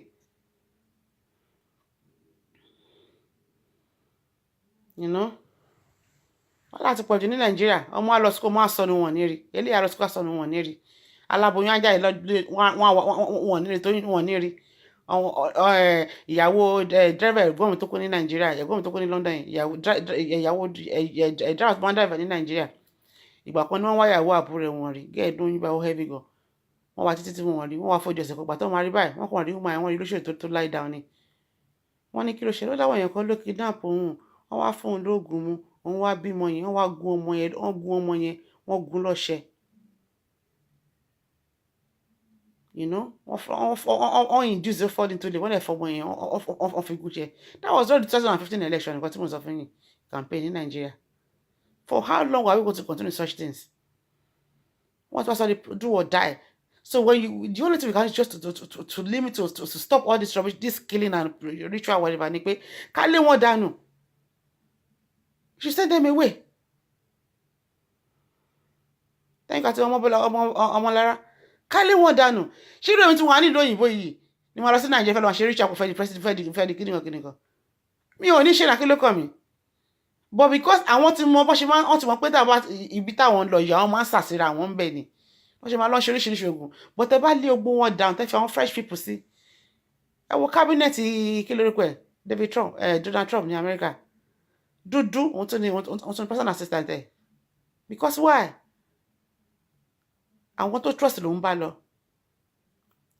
òun run America bó ṣe yẹ kí wọ́n máa run America ni kò run America based on how America want the America to be run. Obama was running America based on how America wants America to be run. But now America ought to be run. But Trump is running America the way America is supposed to be run, not the way the country of citizens of America wants it to be run. Ìyẹn náà pè ní ìjọba. When you have respect for the rule of law, a whole president of a state lórí international television ó ní wípé rule of law Nigeria pé secondary ló máa jẹ́. Inú yín dẹ̀ ń dùn. Ẹ jọ̀ọ́ ká bára wa sọ̀tọ̀ ọ̀rọ̀, please. If you don't know the history about Nigeria, go back and read the history of Nigeria. Poverty is all over. The country is swimming in poverty, swimming in poverty. My cousin said something to pé ká máa dúpẹ́ lọ́wọ́ ilé ìdúró ní kílódé. Ó ní àsìkò àgbàdo ló ṣẹlẹ̀ nísìn. Ó ní àgbàdo yẹn bo àṣírí so many people ní kílódé. Ó ní àgbàdo yẹn coins 20 naira. Ó ní so nísìnyìí àwọn alágbàdo máa ti ń jí àṣẹ́lẹ̀ àti 6 a.m. láàárọ̀ àgbàdo wọn àti jiná. Táwọn bá ń lọ ọ́fíìsì báyìí àwọn máa jí àgbàdo méjì dé ọ́fíìsì ní which is 40 naira. Àwọn dẹ̀ máa ń pure water kan lé lórí. Ó láwọn ti jẹun àárọ̀ nìyẹn. Ó ní on a good day by 250 naira ní breakfast àwọn. Ó ní at least during the period of àgbàdo yẹn sí àwọn ti ń save 200 naira every day because àgbàdo ti jáde. Wọ́n ní ó ní bẹ́ẹ̀ ni a lè purọ́ fún ẹ o. Báwọn ṣe ń gbé fáìlì mi ṣe táwọn ń gbé kí làwọn ń gbé báàgì àgbàdo nísìnyí o. Ó ní corporate ni. Ipe ní sin Nigeria, a lot of people want to stay in the front of the bus. Only not anymore. Everybody wants to be at the back of the bus ni. So wàá lè jókòó, wàá lè máa jàgbàdo ẹlẹ́yìn pé máa kó mọ́mí ẹ sí. Tí ló ti wọ́n pé last bus ló ti máa bọ́lẹ̀ lọ́ba léńdé. Mo ní rí lónìí yes. Can you imagine? You have a car, you cannot drive a car in Nigeria because there's no fuel. At the end of the day, you even get fuel, you will be stuck up at the what? At traffic. 3,000 fuel every day. So the traffic bomb in Nigeria, in Lagos. So they don't choose, they have to park their car.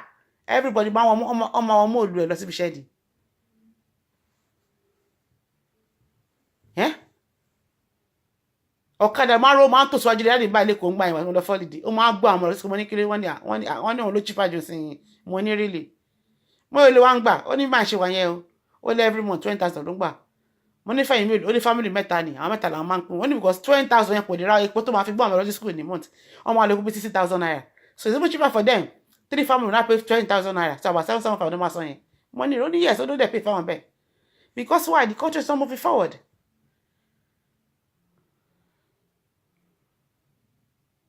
They don't like reality in Antimolara. Wọ́n ní wọ́n ṣépò fi wọn sí ní orí ọ̀dà ìfọ̀nù àṣẹ ìyá kíní ọ̀gbìn kan máa pariwo ẹ sábọ̀ nínú wọn máa dùn. Wọ́n á gborí wọlé. No, not anymore. Àwọn òfẹ́ yẹn mú sìn. People have been sending me inbox messages now. Àwọn èèyàn kan wà tó pọ́n kan wọ́n kàn jáde. You understand? Don't hail me tí mo think. We need to say things as in we need to say things we're supposed to be. Not for anything àwọn tá à ń bí. Bí rèmi sí mo náà ọmọ. Tí wọ́n á kó mo tẹ̀lé sí Nàìjíríà. Àwọn ọmọ bó ṣe wà yẹn. Wọn ò mọ̀ nǹkan tó ṣẹlẹ̀ ní Nàìjíríà. They just want to go to Africa ni. Because why? Perspective tẹ̀ fi jẹ́ kó máa wojú Africa ó yàtọ̀. I make sure they watch Nigeria home for tẹ́ pé ọmọ àwọn olórí tó bá fà tó máa lo flash card máa jẹ́ kó àwọn ọmọ mi wò. So do I forget there's problem with Nigeria? Won't believe me. And the reason why I'm doing that is that whatever your children grow up with, only more sticks in only one. The Bible calls people Nigeria poor, they will see you as a poor people, as hungry people. They will be calling you Somalia. You know? So me of mentality you call Nigeria who are pagidi goni. No, I've got to 20 naira. And that's Shakade. It's 20 naira. I below anybody. You how much? I only 20 naira. I'm more àgbàdo. What's for me? Àgbàdo man 100 naira. Look for me. Àgbàdo man 100 naira. Look for me. You know? There's one woman about the CMS. O man ta bread agege àtẹwà 100 naira. Oye, o ma mú bread ala. Àwa bá ń kó àwa bá ń bu ẹ̀wà sínú ẹ̀. Àbá ń fi sínú bag. Tie white bag. Àti wá gbé sínú black bag. Pẹ̀lú pure water kan. Gbogbo 100 naira.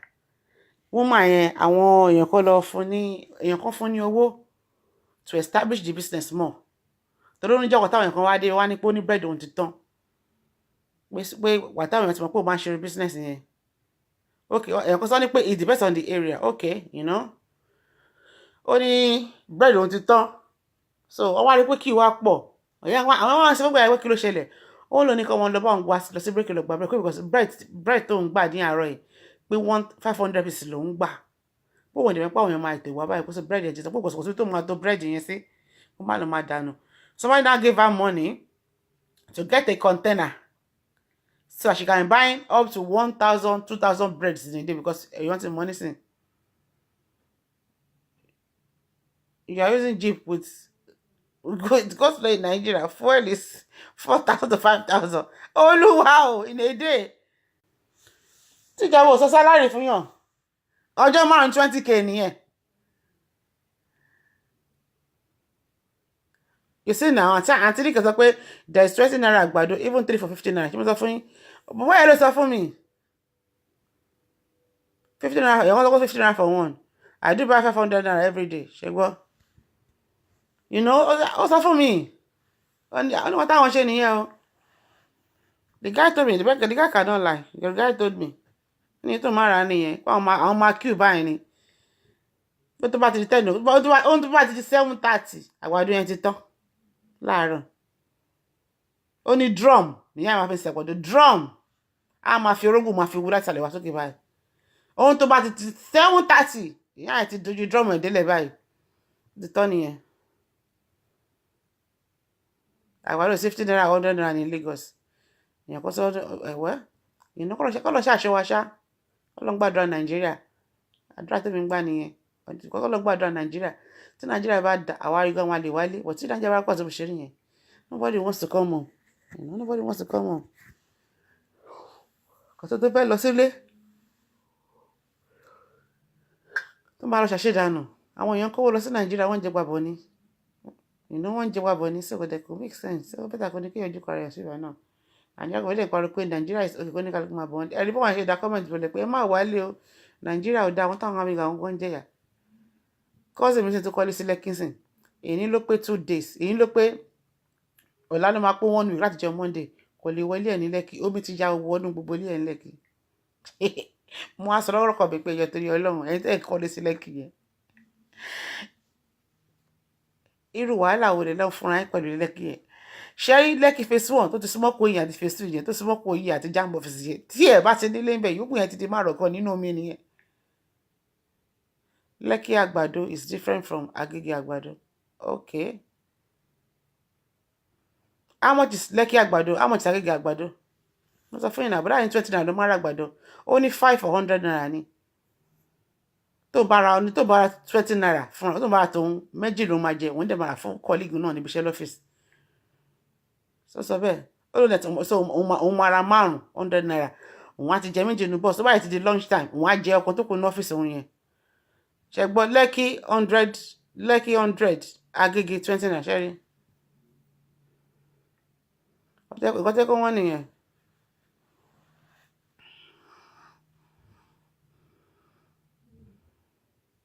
Ẹni tí mo ti ń sọ yìí, Mòwe ni bọ̀dá yẹn ń gbé, ó dẹ̀ ń ṣẹ́ ní Ìkẹjà, so Mòwe ló ti máa ra àgbàdo yẹn. Ẹ ṣáà mọ̀ Mòwe ni bọ̀dá yẹn ń gbé, Mòwe ni ilé wọn wà, ó dẹ̀ ń ṣẹ́ ní Ìkẹjà.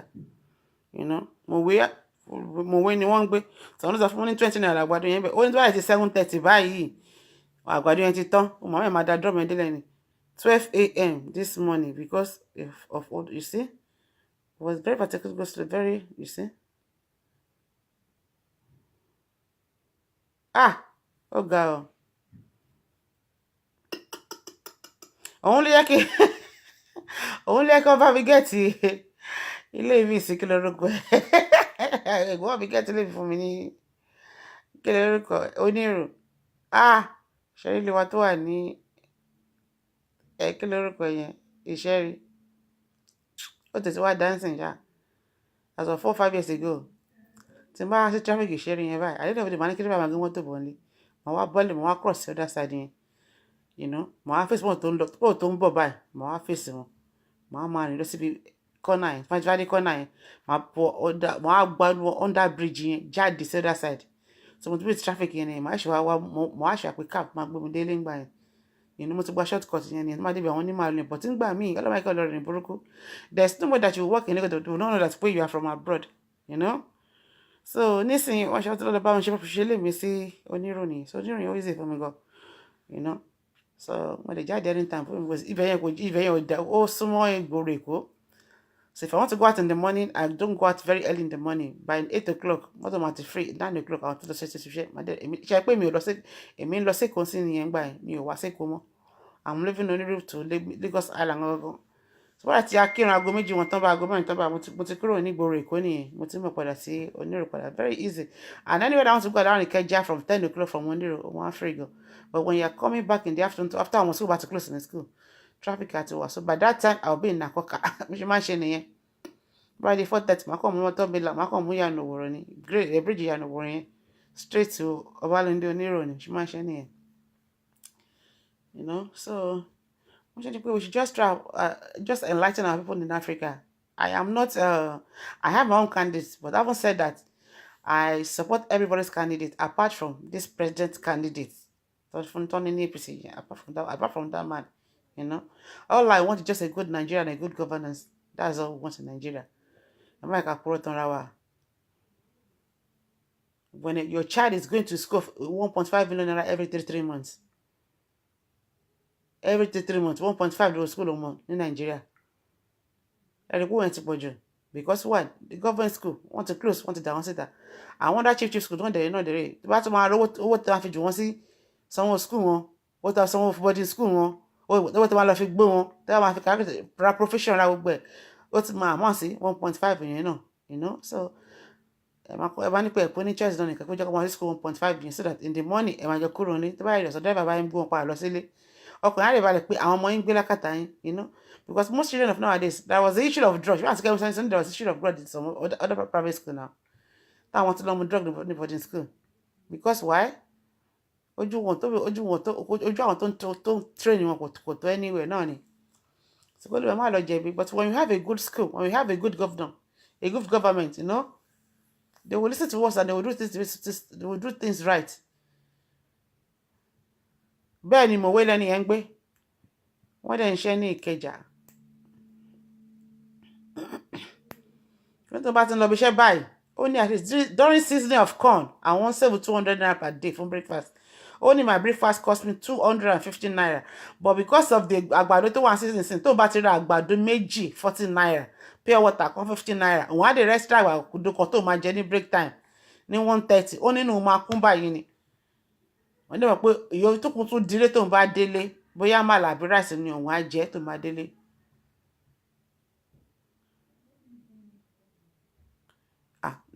Wọ́n lè get out of this recession now. You know, káàtì ẹ̀ ní pé ó tó ṣe gbà lówó Abacha ló ti jẹun tí wọ́n lọ kó sórí kíní oríkórí Nàìjíríà ni kò bá tún wálẹ̀ díẹ̀. Nàìjíríà ti wọ recession already, ó tún wá lọ yá 300 billion dollars lọ́wọ́ àwọn China. Ọba rẹ̀ fẹ́ sanwó yẹn. Ó lè ti yá trillion kan tẹ́lẹ̀. Àní Amnesty International ó ní kò ṣẹlẹ̀ ní history of Nigeria. Ó ní government yìí ló corrupt since 1960. Ẹ lọ wọ́n wà mí kó ẹ lọ sórí ibẹ̀. Transparency kíní ó wà ńbẹ̀. Nigeria ló worst jẹ́ ló wà ńbẹ̀ mi ò kí parọ́. They compare his own administration with Jonathan. Gbọ̀rọ̀gbọ̀rọ̀ báyìí ni. Rádó tó fi maintain ordinary aircraft ni trillion, not even billion, trillion of maintain. Because why? Ó lọ sí London for the 1 year park in Nigerian jet síbẹ̀. For the 126 days, they were paying £2,500 every day. I calculated for 126 days in London. Why didn't you manage the economy for him? Ever any brain. That man is nobody. Let him just go. Whoever that wants to come in, I don't care. But this man should just go. It's the time waster. I was saying my own. She came away from me. Ìgbà ayé ìgbó ní ìbọn ayé military bá wọn ṣe wàhálà Nàìjíríà tí wọ́n á di asylum ní ìlú òyìnbó. I was in Ghana. Ghana fún Múlá Sálọ́mù pọ̀ wọn. Ghana tó bá mi Ghana mo ti kúrò ní Ghana. I was in Togo fún Múlá Sálọ́mù. Wọn mo kúrò. Mo wá sí London wọn pọ̀ wọn ní London tí mo ṣe wá sí Island nìyẹn. Àlọ́ ìgbà mo rí pé mo ti lé mi ṣe jókòó sí Island nìyẹn. Mo tún pa àlọ́ sí Nàìjíríà pé there's no more problem. I went back to my country. Wọ́n UN tún jù mí padà wọ́n kì í jókòó mi. Nonsense. Ìgbà ayé oníbọn dẹ̀ nìyẹn. Ayé military kò ṣe ayé alágbádá sìn. Ìgbà tí wọ́n lè tó máa fi fight náà ṣe lọ kọ́ àwọn herdsmen jáde kó máa fight àwọn èèyàn kiri fún wọn dé àbí. It's very pathetic, you know. So that's just it, my people. I don't I'm not here to condemn anybody, but then whatever that is good, let us support it. You know? Showore, vibrant guy, is good. Drotoye, vibrant boy, man is good. Saraki is a young guy, he's good. Choose from those, any one of those. Gbogbo èmi ní àwọn bàbá 70 tó kóra wọn jáde yìí àtijọ́ tí ó ní òun àfẹ́sì Nàìjíríà under 2 years ẹ ti pọ́ fẹ́ pọ̀ gbọ̀n ara bẹ́nu ìlú ètò tó lè ṣe nǹkan kan ẹ gbàgbé wọn dànù all those people mo mention yìí kò sẹ́ tó ní godfather nínú wọn they work according to how bó fún Nàìjíríà ni they will not be listening to dictate from anybody. Most people that are into power today wọ́n ní godfather so they are living on the dictate of àwọn tó fi wọ́n sínú power ni. They cannot do anything on their own. They cannot decree, they cannot implement, they cannot do anything without taking what? Without taking this thing, order from Ntogbo. I just told you what I saw. Matter of fact, on the community work and everything. So many Nigerians are the one that they are building what? Roads in Dubai, they are engineer. Building roads in India, building their roads in Bangladesh. And up to tomorrow, ilẹ̀ tó mọ́lẹ̀ ní àwọn China ló ń kọ́ bridge ló ń ṣe ọ̀nà Nigeria fún wa. Is that not pathetic? You will leave Nigeria to come abroad for medical checkup or medical treatment. The doctor that will attend to you ní ìlú òyìnbó ọmọ Nigeria ni. My name is Lanre Kolawole. My name is Nino Adekonye.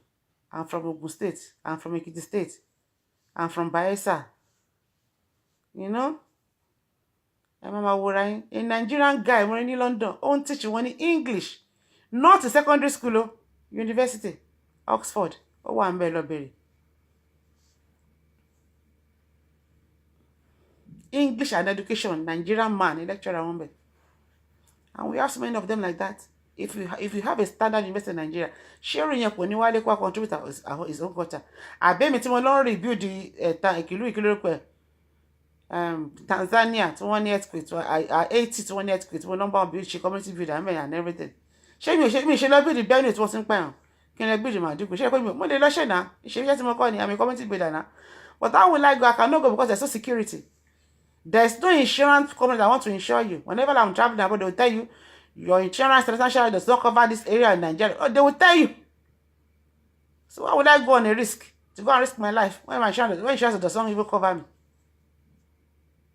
Olúwẹ̀ tẹ̀ máa ọ̀tá olúwẹ̀ máa kó máa rókù ọ̀tẹ̀ gbé wálé fọ́ká àwọn ọmọ ilé sí kó lè fún ọ̀tá olúwẹ̀ níbi fìtí bẹ̀rẹ̀ àtòkù àtàlẹ̀ wọn ní rẹ́nìtì.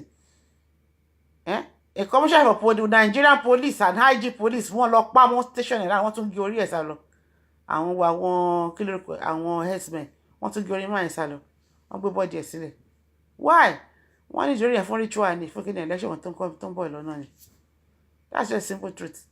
I want to continue to vote to the government. I don't believe in this man's government. Anybody that comes in is okay, but don't this man again. This man should go. It's a bad luck for Nigeria. I don't care. It's a bad luck for Nigeria.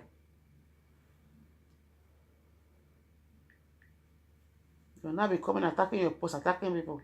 Just take me out of your bombing forum, okay? If you don't want to listen to the truth, take me off. My father was never a politician. I was never a politician, understand?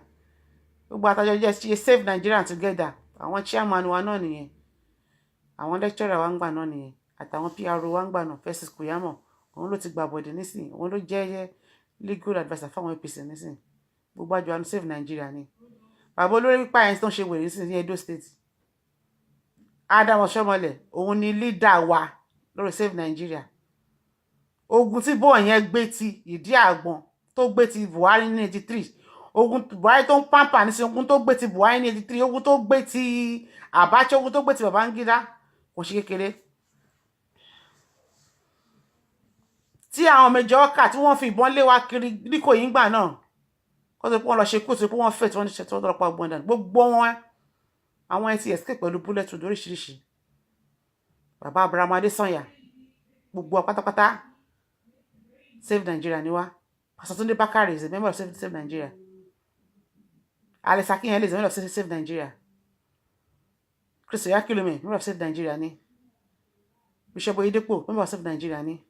Pastor Tunde Bakare, gbogbo wa member of Save Nigeria because àwọn tí wọ́n ṣe wá pé lawyer ló pọ̀ lọ́rùn àwa yẹ student lawyer ń gbà àwọn ti di lawyers ń gbà náà. Gani Fáwẹ̀yìnmí tó kù òun ló dá sílẹ̀. A máa fa wàhálà kiri ni. tó bá ti gbé kan nínú wa báyìí àwọn ọlọ́yà ló máa lọ dúró tiwa ẹni tó bá fẹ́ pa báyìí àwọn ọmọ lọ apply fún embassy máa fún visa tó tẹ́ ìpé mo sì Nàìjíríà gidi gan. So when I'm talking, I know what I'm talking about. We need somebody who is very, very agile. We need somebody with high sense of priority. Somebody who is not biased. Or else, let revolution come. When you can look fine where. Simple as that. Gbogbo nǹkan tí wọ́n fi ń tún Nàìjíríà ṣe ilẹ̀ Yorùbá ni wọ́n ti ń rí. Ìtorí ẹ̀ Igbo fẹ́ fi Yorùbá sílẹ̀. Hausa fẹ́ fi Yorùbá sílẹ̀. Truth must be told. Tomorrow go and start studying Nigeria. Naomi, I don't care. I will only die once, not twice. Wọ́n á gbówó nílẹ̀ Yorùbá. Wọ́n á lọ fi tún dánmọ́ ti ṣe. Wọ́n á gbówó lẹ̀ wọ́n tún Igbo ṣe. Kó ní kálukú dẹ̀ mọ́ ẹlẹ́fẹ́ lọ. Ẹ̀ tún fẹ́ lọ nìyẹn sìn. Àwa ta tún ní resources náà ẹ̀ fẹ́ fi wá sínú ipò tó dáa. And they should go. Let everybody go and marry whatever they can get from their region. Tí wọ́n bá lè sọ pé òkè ká ṣe ní wọ́n Nàìjíríà. There's something like one Nigeria anymore. Wọ́n marginalize èèyàn gidi. Wọ́n marginalize wa gidi gan ni. Ẹmọ títí Canada ń generate ni.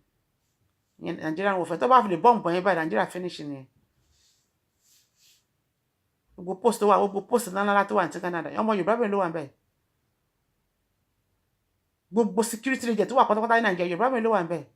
Why need to continue for this administration? You just go and look at the Nigerian history. Go on Google. From IG of police, from IG commissioner, go and look at all of them. Hausa Fulani gbogbo wọn. Ẹ fẹ́ ṣẹ́rù Gàmbàrí kú ni. Ẹ fẹ́ ṣẹ́rù Gàmbàrí kú ni.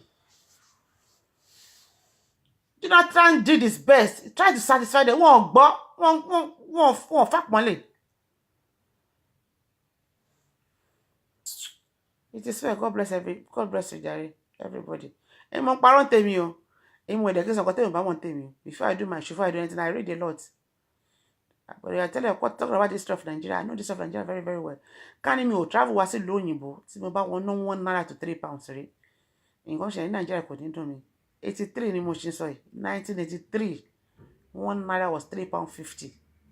£1 was £4.50 dollars. America. Ask anybody. 30 naira in 93, you get 100 pound and 10p. Hello? Hello? I'm on live chat though. Can I call you back? I'm on live chat. Can I call you back? Alright, God bless you. Are you getting my point? With 30 naira Nigerian money, you get 100 pound 10p. Luggage allowance is 48 kilo. 2 bags, the lemon way. Your hand luggage is 25 kilo. It's 15 kilo.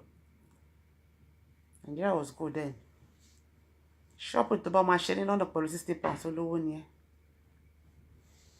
Ìgbà tí wèrè yìí tó dórí ìjọba ní ìtìrìnà ló bá gbogbo ẹ̀jẹ̀. Naira only owó tó wọ́n jù ní the whole world. Ask anybody. Èmi on parent, ask anybody. But many of you don't know. They worship Naira, they do everything because I want that. Oh, why don't want you to do the whole world? One sort of what there is denomination is saying. Instead of Naira, how much useless Naira? That useless, I was none. The 2 times in Nigeria to fall into recession. It was 1983 and 2018. And who is the president nígbà náà? Buhari náà ni. Nǹkan tó bá dáwọ́ ló máa ń bàjẹ́ ni. As of 2015. Gbọ́ràn. You have short memory. Wọ́n lè ti wá nísìn. 1983 Nigeria war recession. Nígbà tó dé Ghana must go lọ. Gbogbo àwọn company náà ṣe kí ni wọ́n fold up ni. Ó bẹ̀rẹ̀ sí máa lu agídí, ó bẹ̀rẹ̀ sí máa dìkí oríṣiríṣi. Kò follow constitution. Ó kàn ṣe ìjọba lọ́wọ́ rẹ̀ ni. Gbogbo àwọn investor kan fẹ́ Nigeria sílẹ̀ ní oníkàlùkù gbé business kúrò níbẹ̀. Leventis ló kó sá lọ. Kewarans sá lọ. Everybody Domino nìkan ló struggle dúró. Gbogbo àwọn company wọn sá lọ ni. Many people mọ̀ nǹkan tó jẹ́ Leventis, mọ̀ nǹkan tó jẹ́ Kewarans. Àwọn nǹkan tó jẹ́ Go Short. Gbogbo Shoprite tẹ́lẹ̀ káàkiri wọ́n lọ rìn ní ìwọ̀n ní gbogbo náà wà Nàìjíríà ní ẹ̀kọ́ta gbogbo wọn wà ń gbà náà. Gbogbo tí wọ́n produce pátápátá gbogbo oúnjẹ wọn Nàìjíríà ni wọ́n ti rìn because agriculture was going on fine. I need good rice, I need good everything. Export sugar rí.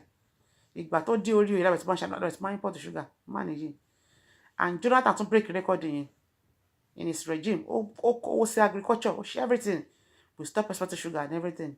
I export sugar in Nigeria. Listen, go. Don't stay because people are following particular person want to join them. You need to know who you are joining.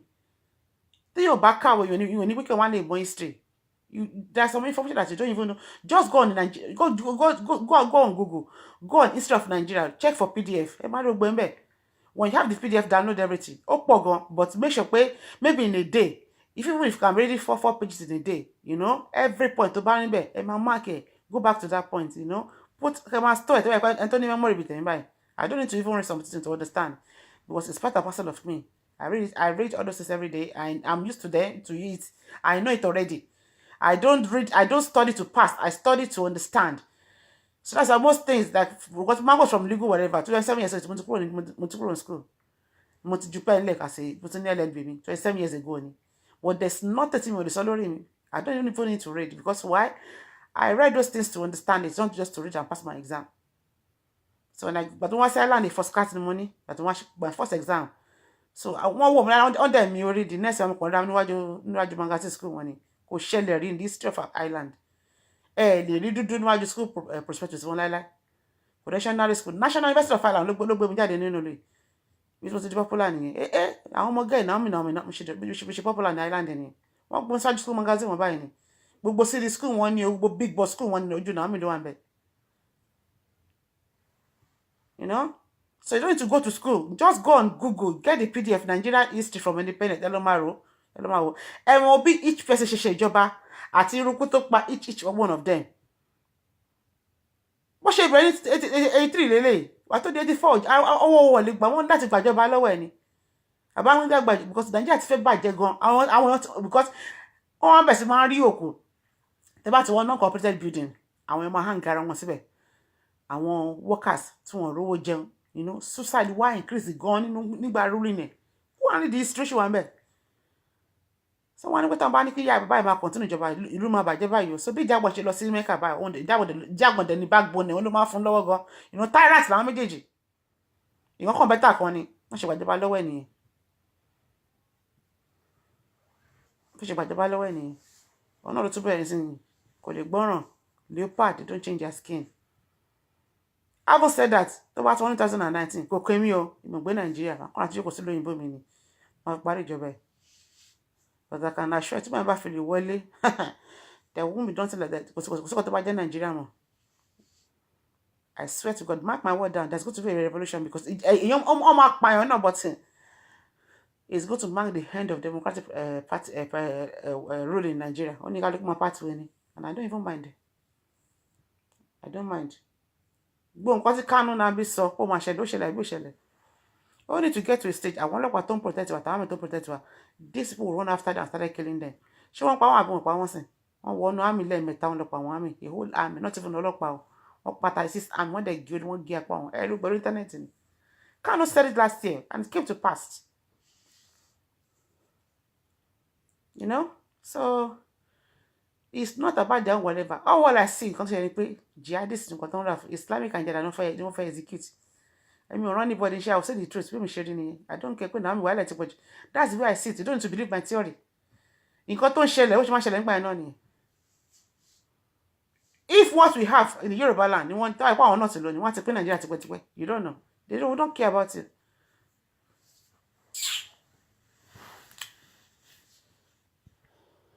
There's no imbalance budget. Cannot make everything okay. Àwọn jẹ àwa náà jẹ àárín pé àwọn kan gbádùn àwọn kan gbádùn. Àwa la ṣe gbogbo tí wọ́n là wà la produce ẹ̀ náà. Ṣé sọ ma fi ọ̀rọ̀ nǹkan tá à ń ṣe ní wa lára. So better God, you should go to their region.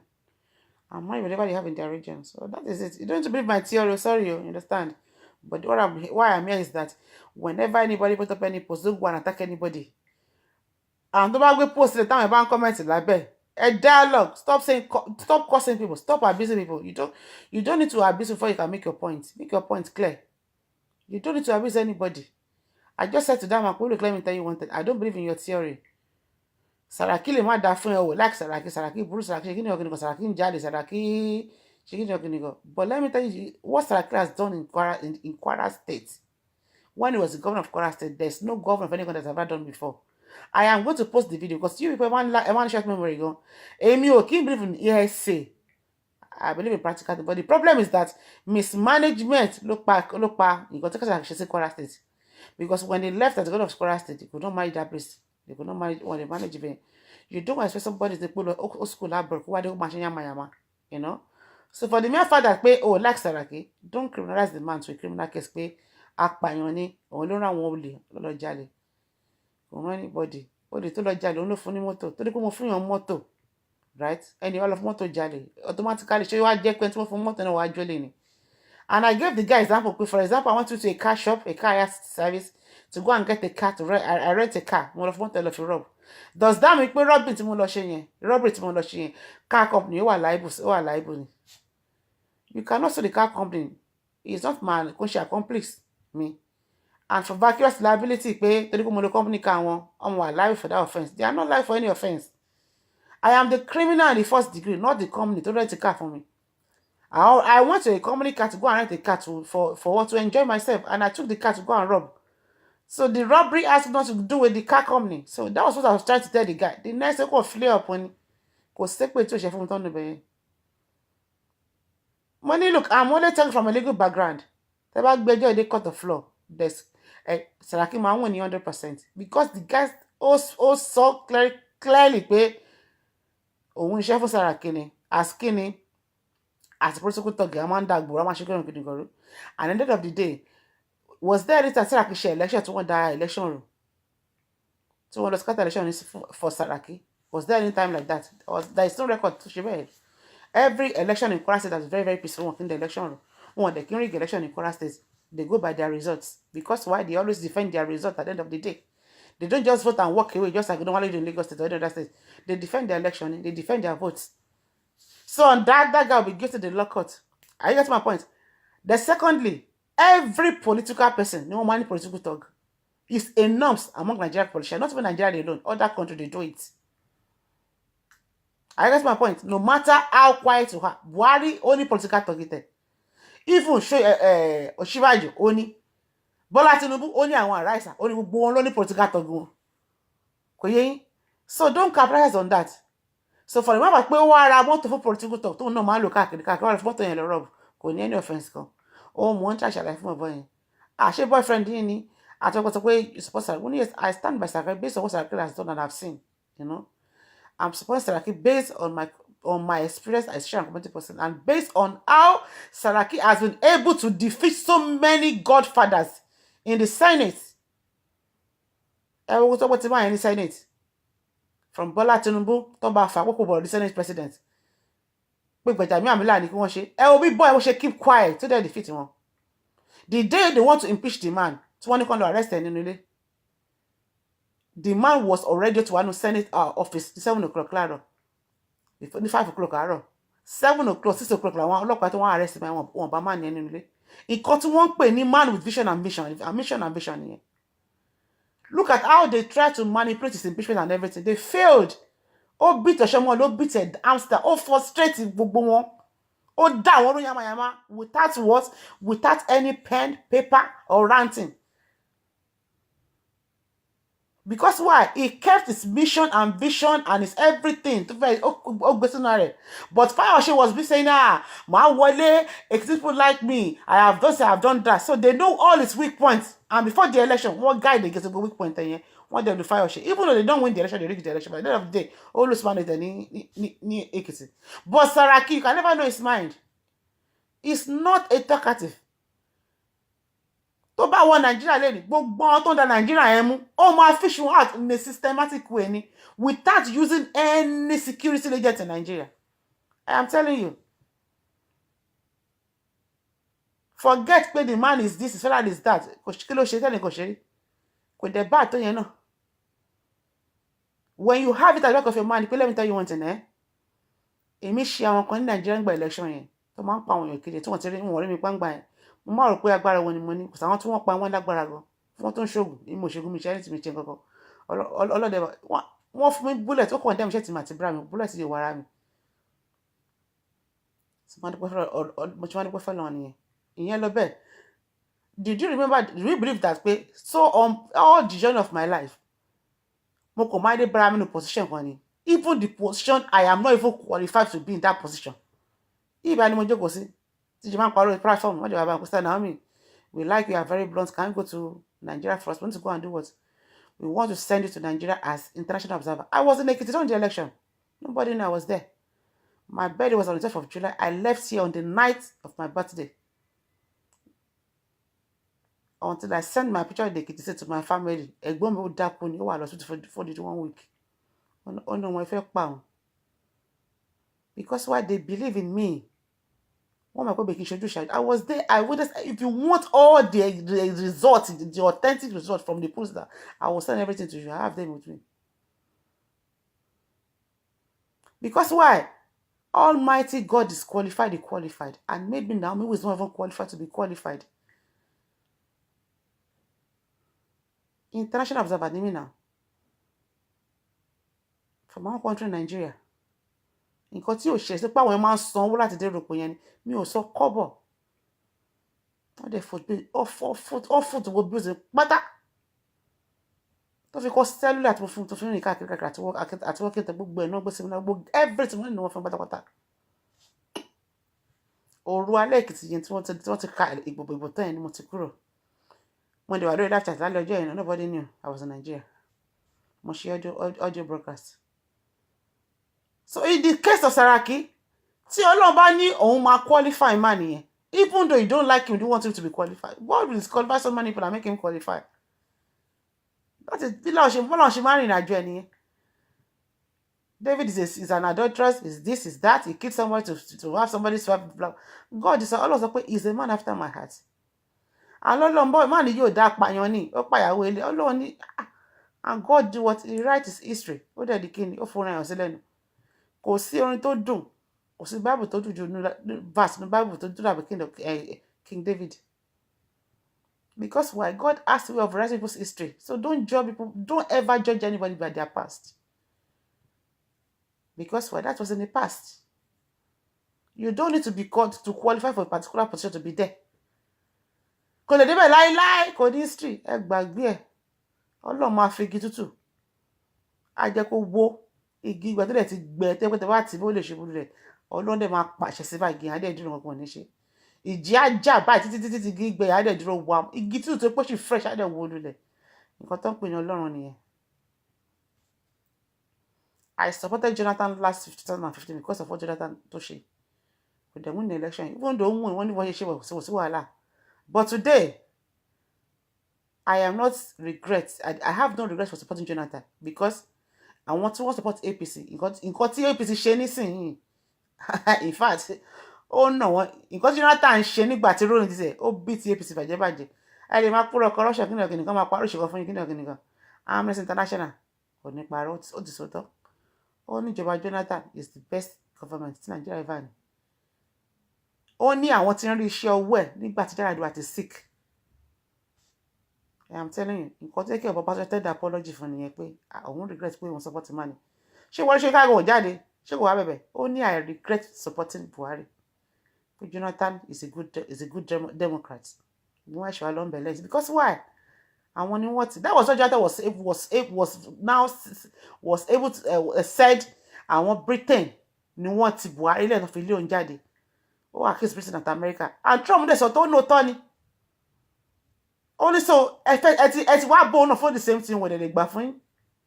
Òun máa ṣe bó ṣe yẹ kó rí ni òun ní gbè lẹ́yìn anybody. Tòun ní wípé gbogbo àwọn tó ń pààrọ̀ ní Nàìjíríà ó máa bring one to law, ó máa bring one to justice.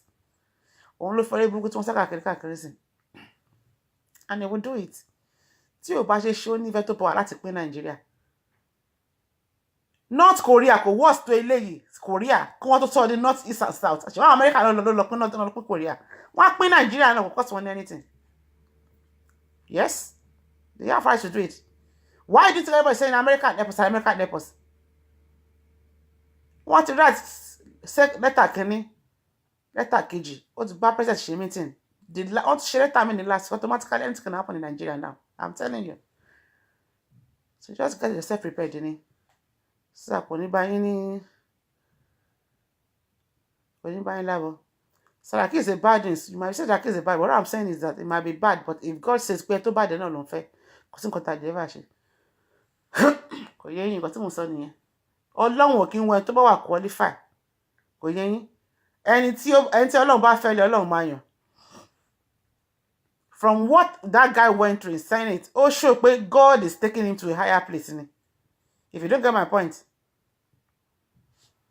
Àwọn tí wọ́n ti impeach ní Senate, wọn ò ṣe tó nǹkan tó fi Sàràkí, wọn ò ṣe times 10 ẹ̀ fún wọn kí wọ́n tó lé wọn dànù. But today, the Ọlọ́run fún ní voice every day. Look at the way he has been attacking the Mr. President now. Kò yẹ kó wọ́n attack ẹ̀, ó ń sọ gbogbo àṣìṣe ẹ̀ fún ń sọ. Ó tún wá pè sí debate pé òun challenge fún debate. Ẹ mọ̀ nǹkan tí wọ́n ṣe ni. Wọ́n ní kíkí lórúkọ ẹ̀ Ọ̀ṣínbàjò kó lọ debate pẹ̀lú òun ò fi ọ̀ṣọ́ pé Mr. President gangan ni.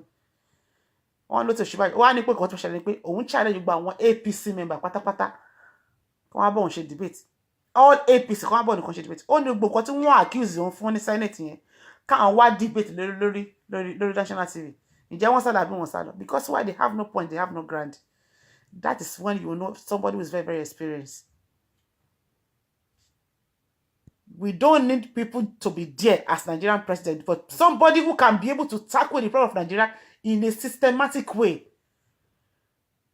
Sàràkí ò lo ọmọ ọ̀tá, kò lo area boys, kò lo Boko Haram, kò dẹ̀ lo headsman. Ẹ wo bó ṣe sọ presidency, ó sọ di wèrè mọ́ wọn lọ́wọ́, ó sọ gbọ́n wọn di ọ̀dẹ̀ níbẹ̀ yẹn.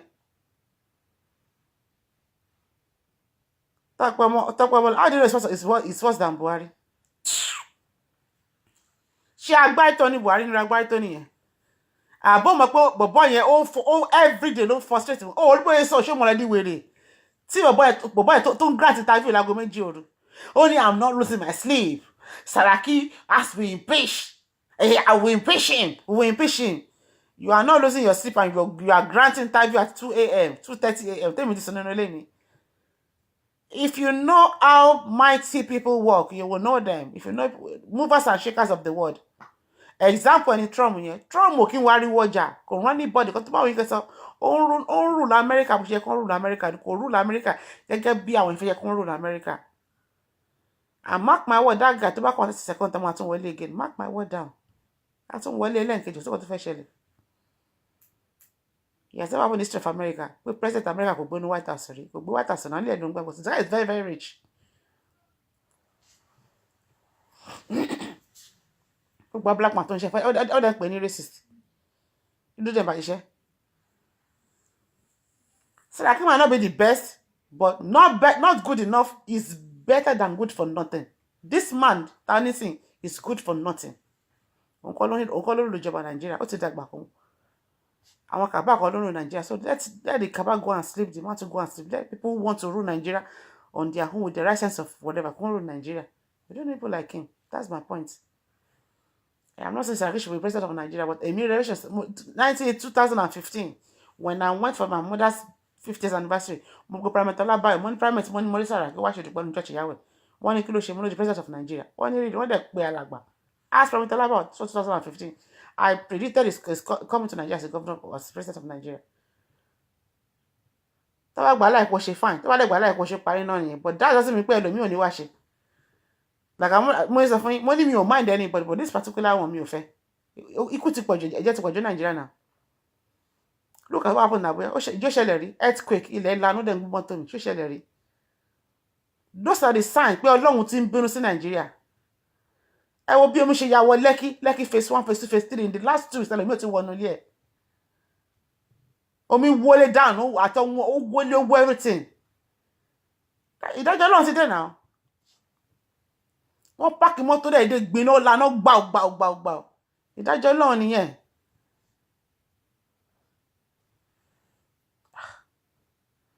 This is why. Ẹ ká máa lọ fún dàárọ̀. Ọlọ́run àjùwárí. Above all, àdúrà lọ́rọ̀ Nigeria ni. That's the most important thing. Gbogbo tá à ń sọ yìí náà àkọsẹ́ náà ni. Ìtọ́jú bẹ́ẹ̀ náà ọ̀rọ̀ Nigeria ló ní ìdádúrà. Wọ́n sì wà lábá ṣẹlẹ̀. Àwọn tó máa múra ti múra àwa Yorùbá là ní nǹkankan. No ammunition, no anything, no ogun, no nǹkankan, no Jesus, no kò sí nǹkan tẹ́ ń ṣe ẹnu nìkan náà ní Nigeria. Àwọn Hausa dẹ̀rẹ̀ ojoojúmọ́ nìbọn wọ eré àwọn ọmọ Ìgbò náà wọ́n ti múra Biafra wọ́n ti múlẹ̀. Tó bá ní wèm lẹ́nìí Yorùbá ló máa fara gbá jù. So mo sọ fún yín pé enough is ẹrù Gàmbàrí. Tí Gàmbàrí bá fi lè mú yín lẹ́rù, when you go and read, go and study the history of Ìlọrin very well. Nǹkan tó ṣe sáwọn ará Ìlọrin, òun náà ni máa fẹ́ ṣe fún yín. If you are not careful, you will continue to be ẹrù Gàmbàrí ni. Dọ̀la ọlọ́la Ìlọrin dè ní Àfọ̀njá, òun lọ́ba wọn. Ará àdá tó wá dọ̀bálẹ̀ wọn lórí. Be very, very careful. God bless you. I am not saying there's nothing I'm not saying I'm not believing in one Nigeria, but when we are calling ourselves one Nigeria, and àwọn kan ní kíní yẹn favour kò favour àwọn tó kù, àwọn tó kíní yẹn dẹ̀ favour, ìlú wọn lẹ ti ń rí owó, ìlú wọn ní oil wà, ìlú wọn ní gbogbo oríṣiríṣi nǹkan wà, ìlú wọn tí ń Canada, ìlú wọn ló lómi ló ní everything. Ọmọ mi ò lẹ́rí ní north. Àwọn power fún mi tẹ́ ẹ̀rí kàkẹ́ ẹ̀mọ́ tó ń jẹ́ ìtìlórí lórí fídíò ìbẹ̀rẹ̀ lásán.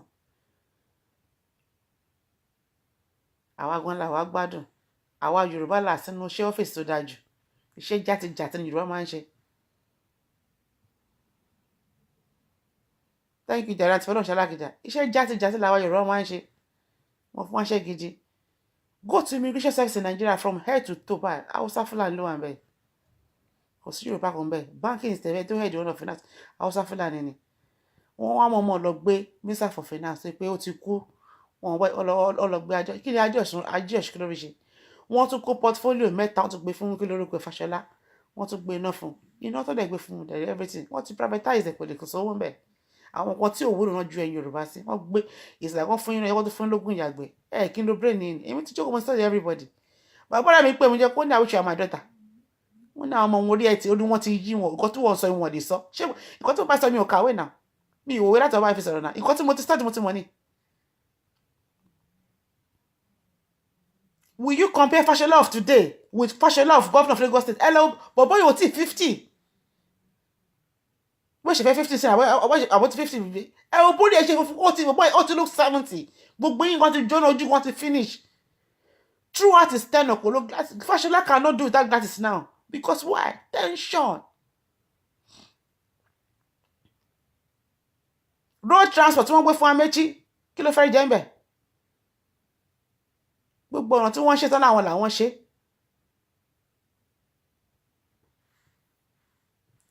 Kí ni ló mú idea wá nígbà tó jẹ́ deputy governor Bayelsa State Goodluck ó ní kó jẹ́ kí ṣe training ó dẹ̀ tàdé àìfọ́n Ọbásanjọ́ ń gbà náà ó dẹ̀ lò tó Ọbásanjọ́ dẹ̀ bẹ̀rẹ̀ training ó gbé 2%. Ìgbà tí Yar'Adua débẹ̀ òun ló jẹ́ kí Ọbásanjọ́ fa kíní sílẹ̀ fún Yar'Adua as running mate Goodluck Jonathan because initiative rere tó gbé kalẹ̀. And then continue. Yar'Adua gbé 70%. Ó kú. From 70%, Jonathan gbé dé 85%. Pàtó máa fi ọ́fíìsì ló gbé dé 90%. Ó dẹ̀ san gbogbo contract yẹn pátápátá kó tó di kó fọ́fíìsì sílẹ̀. Wọ́n ní wọ́n ná commission.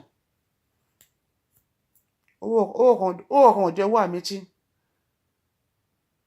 Òun náà rí ṣe. Amechi ò rí ṣe. The only person kó tún rí ṣe wọ́n fi lé ayé wọ́n fi ọ̀run ọ́fíìsì. Òun ni governor of Lagos State.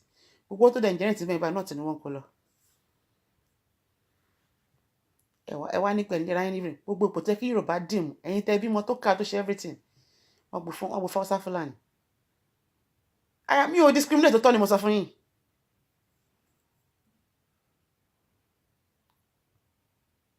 Bàbá tó máa sọ̀rọ̀ Gbénga Adébóyè yẹn ẹ lọ wọ́ ọ̀dìò tó ṣe. Ó sọ the same thing.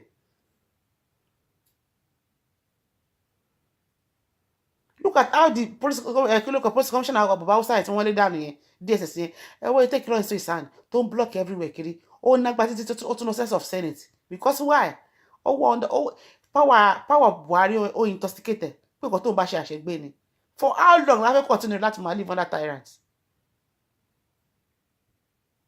I get my point. We don't need irú ọba yẹn need irú ìjọba ara kàkà bẹ́ẹ̀ tẹ́ pé àbá nígbàdùn kan tá à ń gbà nǹkan tá a ní nílùú wa ní àdúgbò àti Yorùbá kó ní kálukú lọ díríjọ́ ní ẹ̀mú náà kó fi sọ Nàìjíríà 3 region state kó ní kálukú máa lọ simple. Ẹ ṣe ò sí bẹ́ẹ̀ Korea ò tó báyìí kó tó ní kí àwọn Amẹ́ríkà tó pín Korea but àwa Yorùbá àwa gan ni ọ̀tá ara wa because kò sí state àti lọ establish sí ìyẹn pé tó bá pín Nàìjíríà máa lù sílẹ̀ òun ló fa nǹkan tá a fi kóra wa sí nísìnyí. When my father told us when we were growing pé no matter how rich he is, he's not going to have any property in Abuja. Bàbá mi nílé ní Kaduna fi léyìn sílẹ̀ gbẹ̀yìn ni. Ó nílé ní Yorùbá road. Ibẹ̀ ní fáìtì wọn wà, Àlàbí Ìjànfẹ́ Texas. Èyí wọ́n lọ sí ni. Wọ́n jù náà tó wọ́n ti bẹ̀rẹ̀ wàhálà náà ti báyìí. Ilé ẹni wọn kọjú. Wọ́n á ju mọ́lẹ̀ ni. Wọ́n jù lẹ́ẹ̀kí ni. Ẹlẹ́kẹ̀ta lè kọ́ fi léyìn sílẹ̀ ni. And he gave up. Only never have any property in the north again. Even up to Abuja. Oh, there also for every one of us pay. When you're buying a property, what's going in the Yoruba land? You might have share. That means a oh, no matter how big your business is, only make sure you are using a rented apartment. See what about in share buy a thousand shop when you can get out. Did you know how many Yoruba that will send a property in Abuja now? Because why? The fear of 2019 election. When you go to American embassy, small staff, no one anywhere, want down for America because in the 2019 election, a room bound on what to shell. Only she marry queue and there's little staffs, no one anything. So instead of that, one open one centers or two. But when you go to Lagos office, a marry no staff, but in Abuja, in the other don't remember. Because why? The fear of 2019 election. If this people can be so bold enough to go and bomb amnesty office in Abuja, I bet want to bomb any. She want bomb amnesty office in Abuja. Even though I bomb buying. United Nations has one bomb, but one person want the bomb. And you are telling to support the same government. I won't support such governments. I will never. They want to go and bomb the places that they've not kept their record. Forget that people record the to one but one join. Oh, she want no addicts. So you pay you want to go building here. But because one file against Nigeria, she limit one say this. Because you lodge any and the bomb any now. You don't want them to have any record concerning Nigeria. But it can never be happen with the chile. You got one fake one shit or no one for anything. Transparency report to be jáde now on Nigeria. What to be jáde? One you go back to look corrupt in the history of independence. People what want not to maintain on their on aircraft alone for 1 year. Trillions of dollars. Because why? All the park jets in London for 100 this. I tell him to come back and vote for support to support that person again. I won't support such person.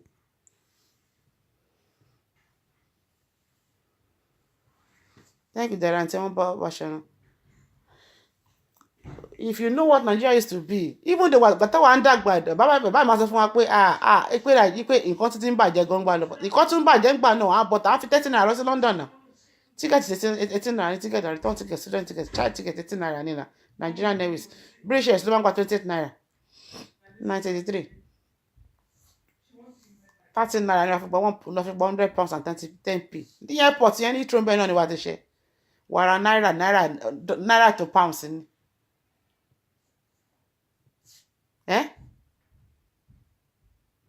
Tó bá dẹ̀ ń bọ̀ fara wọn tó as a student wọn ó ra wọn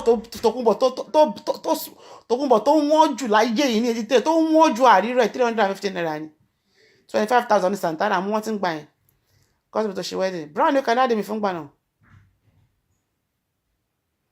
brand new car 29,000 ní wọ́n rà ní 1985 ṣe lè ní ẹ̀rọ àwọn Nigerian sí. Even though Babangida regime better regime boy, everything was going on. That was 419, but the country won't boom. Even ìdí àgbọn kan tó kí lórúkọ ẹ̀gọ́ Abacha gan ó better ìkan tá wà nínú ẹ̀yìn gan. You know, so ẹ jẹ́ ká bá ara sọ tọrọ. It's not about whom we are supporting, but support people who can move Nigeria forward. Not just pé torí pé ayé ń pariwo kí ní ọ̀kẹ́ náà ẹ bá wọn pariwo. Àwọn Nigeria àwọn dúdú Yorùbá kan ti wà wọ́n ti gbàbọ̀dè fún Nigeria. Tí ẹ bá disgrace wọn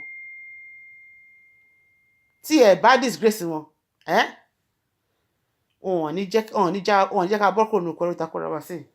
And Bola Tinubu is number 1 person. I'm telling you. Ìyàwó ẹ̀ ti realize mistake ó ti di bọ́ọ̀dì ó ti di pastor sí. You know? So tí ò bá dẹ̀ change gbogbo ọ̀tọ́ da Nàìjíríà rò ẹ gbogbo ṣe pàdánù first born wọn. Buhari nìkan ló escape tí ọmọ ẹni accident nínú bike Ọlọ́run dẹ̀ ń wọ́n ẹni kò sí kankan náà tó ń da Nàìjíríà tí ò tí ò first born. They need to go and check themselves. Ibi tí Ọlọ́run ti máa ń mú ìdájọ́ ìbẹ̀rẹ̀ nìyẹn. Earthquake ti ṣẹlẹ̀ nísìnyí water ti ṣẹlẹ̀ sí kí ló ti wá fire ti ṣẹlẹ̀ náà ṣèbí náà ṣẹlẹ̀ lójú ètò gbogbo tí gbogbo bridge Ọ̀tẹ́dọ́lájọ́. Wọ́n nìkan ojú yẹn lọ ẹ̀ka Bible ni when you follow the scenario bó ṣẹlẹ̀ ní Bible náà nìyẹn náà àkọ́bẹ̀ wọn kọ́ kú omi yalé iná yálé. Ẹlẹ́ka ní báwo wà ní bó ṣe ṣẹlẹ̀ náà nìyẹn náà. I still want to follow this government. No way. Any government is okay, apart from this man. I don't care. And to win Nigerian presidency. Really? I don't care to win. Even I have one candidate. The candidate no ban will still go to come. But then to win apart from this man, I'm fine with that person. That's it. Nigeria the foolish. What am I saying? But there's possibility people also the world but some rig election. Somebody rig of it done because by go my phone I láti go pathway ni. Kò jù bẹ́ẹ̀ lọ. Gbogbo bridge tó wọ náà tí wọ́n kọ́ bẹ́ dànù. Ṣé lè kọ́ ṣẹlẹ̀ ní Israel àti àwọn Hamas tí wọ́n fọ́ bridge tó máa ṣe fún Nàìjíríà. Wọ́n fọ́ gbogbo bridge dànù ni. Ṣebí tó bá wà náà ti yá ní kó máa bọ̀ nílé. Ó ṣe ní nìyẹn. Àdúrà above let us pray. Máa ń gbàdúrà fún Nàìjíríà gan. Ọmọ gan máa ń gbàdúrà fún Nàìjíríà gan. I said to God Almighty, máa ń gbàdúrà fún Nàìjíríà gan. If you have the opportunity to see what I think, you got me ring back as a child. When the opportunity, that you come back regret because that money. Go to see the but lóyìnbó dá náírà ju pounds lọ tá fẹ́ kọ́ wọn sí lóyìnbó ńgbà náà. You know when you tó bá wá sí London, bá ṣe máa rí àwọn òyìnbó sì lọ ṣe ń rí àwọn ńgbà tá lọ sí London ńgbà náà. Everybody wants to be our friend because báwa ṣe ń ná owó níbẹ̀ àwọn èdè náwó bẹ̀. Because owó tí wàá jówó tìlú wọn lọ. You have 50 kobo, you have £1.90. 50 kobo. 25 cents p ló máa fi jẹun tó máa yó àti drink àti 25 cents ni. Mo dẹ̀ ní £1.50 lọ́wọ́ ẹ pé big woman ni mí. Ìlú dá, you are from Nigeria. Transport wà from Nigeria never say Nigerian office níbẹ̀. Gbogbo tó bá fẹ́ lọ just go and report at Nigerian Embassy of Nigeria ni. Everywhere you want to go that they wọ́n gbé yín lọ ni. Ṣé lè ṣe yẹn sìn? Kò sí mọ̀ ti bàjọba yẹn jẹ́. They have a bus for tourism people that come from Nigeria. Oh, one bay. Embassy no my foot people building. Go and ask anybody. I'm not lying. Kò sí yẹn mọ́ sìn. Embassy wá di pé ẹ lè pa wọ́n, ẹ lè pè wọ́n, ẹ lè seek refuge ńbẹ̀. Kò wá láti Nigeria wá sí lórí wọ́n máa ṣe bí ọba ni. Protocol observed. This way. God bless you. Bye. Oh, Ọlọ́run àti Nigeria ṣeun. Ní da. Wọ́n dẹ̀ bá ẹ̀kọ́ rẹ̀ mọ́ àjẹ́.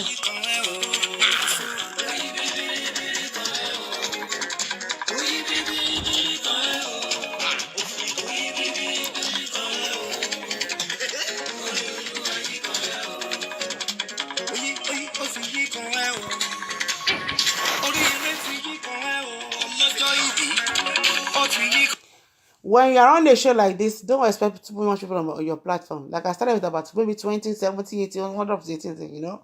But when you are abusing people, you see people. But sometimes you don't even need all those things again, you understand? But I appreciate God for one thing. We should chat to me. I want your team box. You understand? Because they love what I'm saying. You know, they don't want to leave comment because of the violence.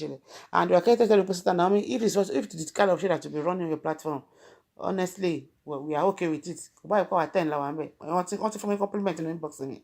You know, we need to enlighten. I want to watch more. Don't blame those people that supported this government. Majority of them won't be one after 1980. Oh my God, to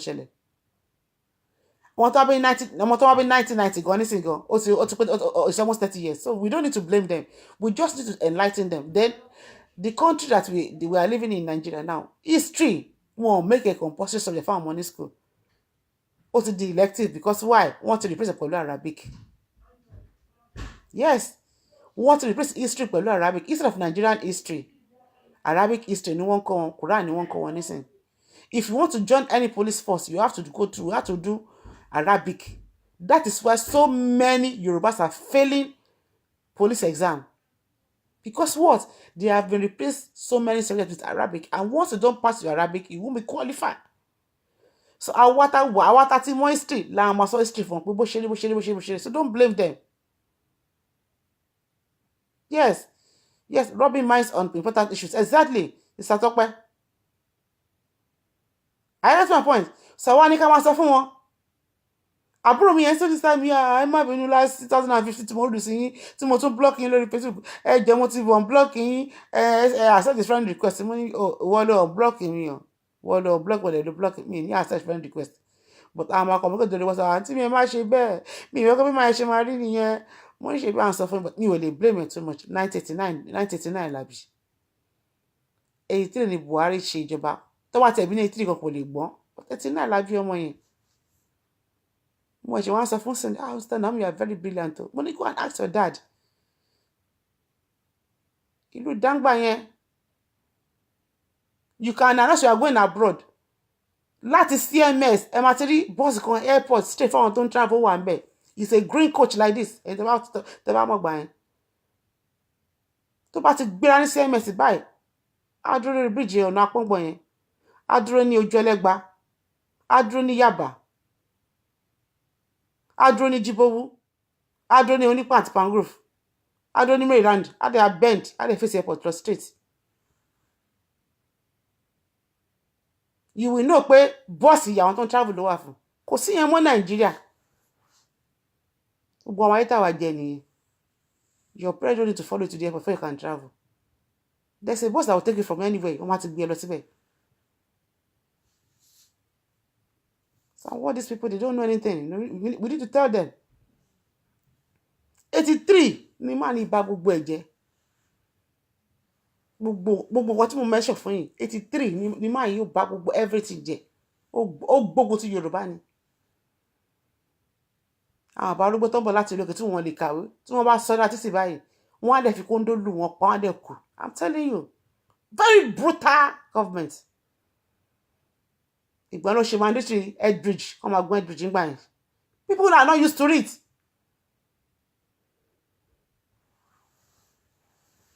Ìjọba tipátipá wọn ní ìjọba láti beginning wa. You can't change him. Wise ló yẹ kó tó ní sùúrù báyìí bá má lè sáré gan rárá. God bless him.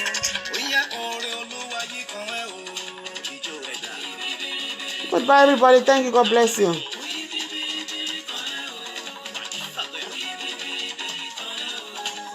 God bless you. Okay, bye, good night.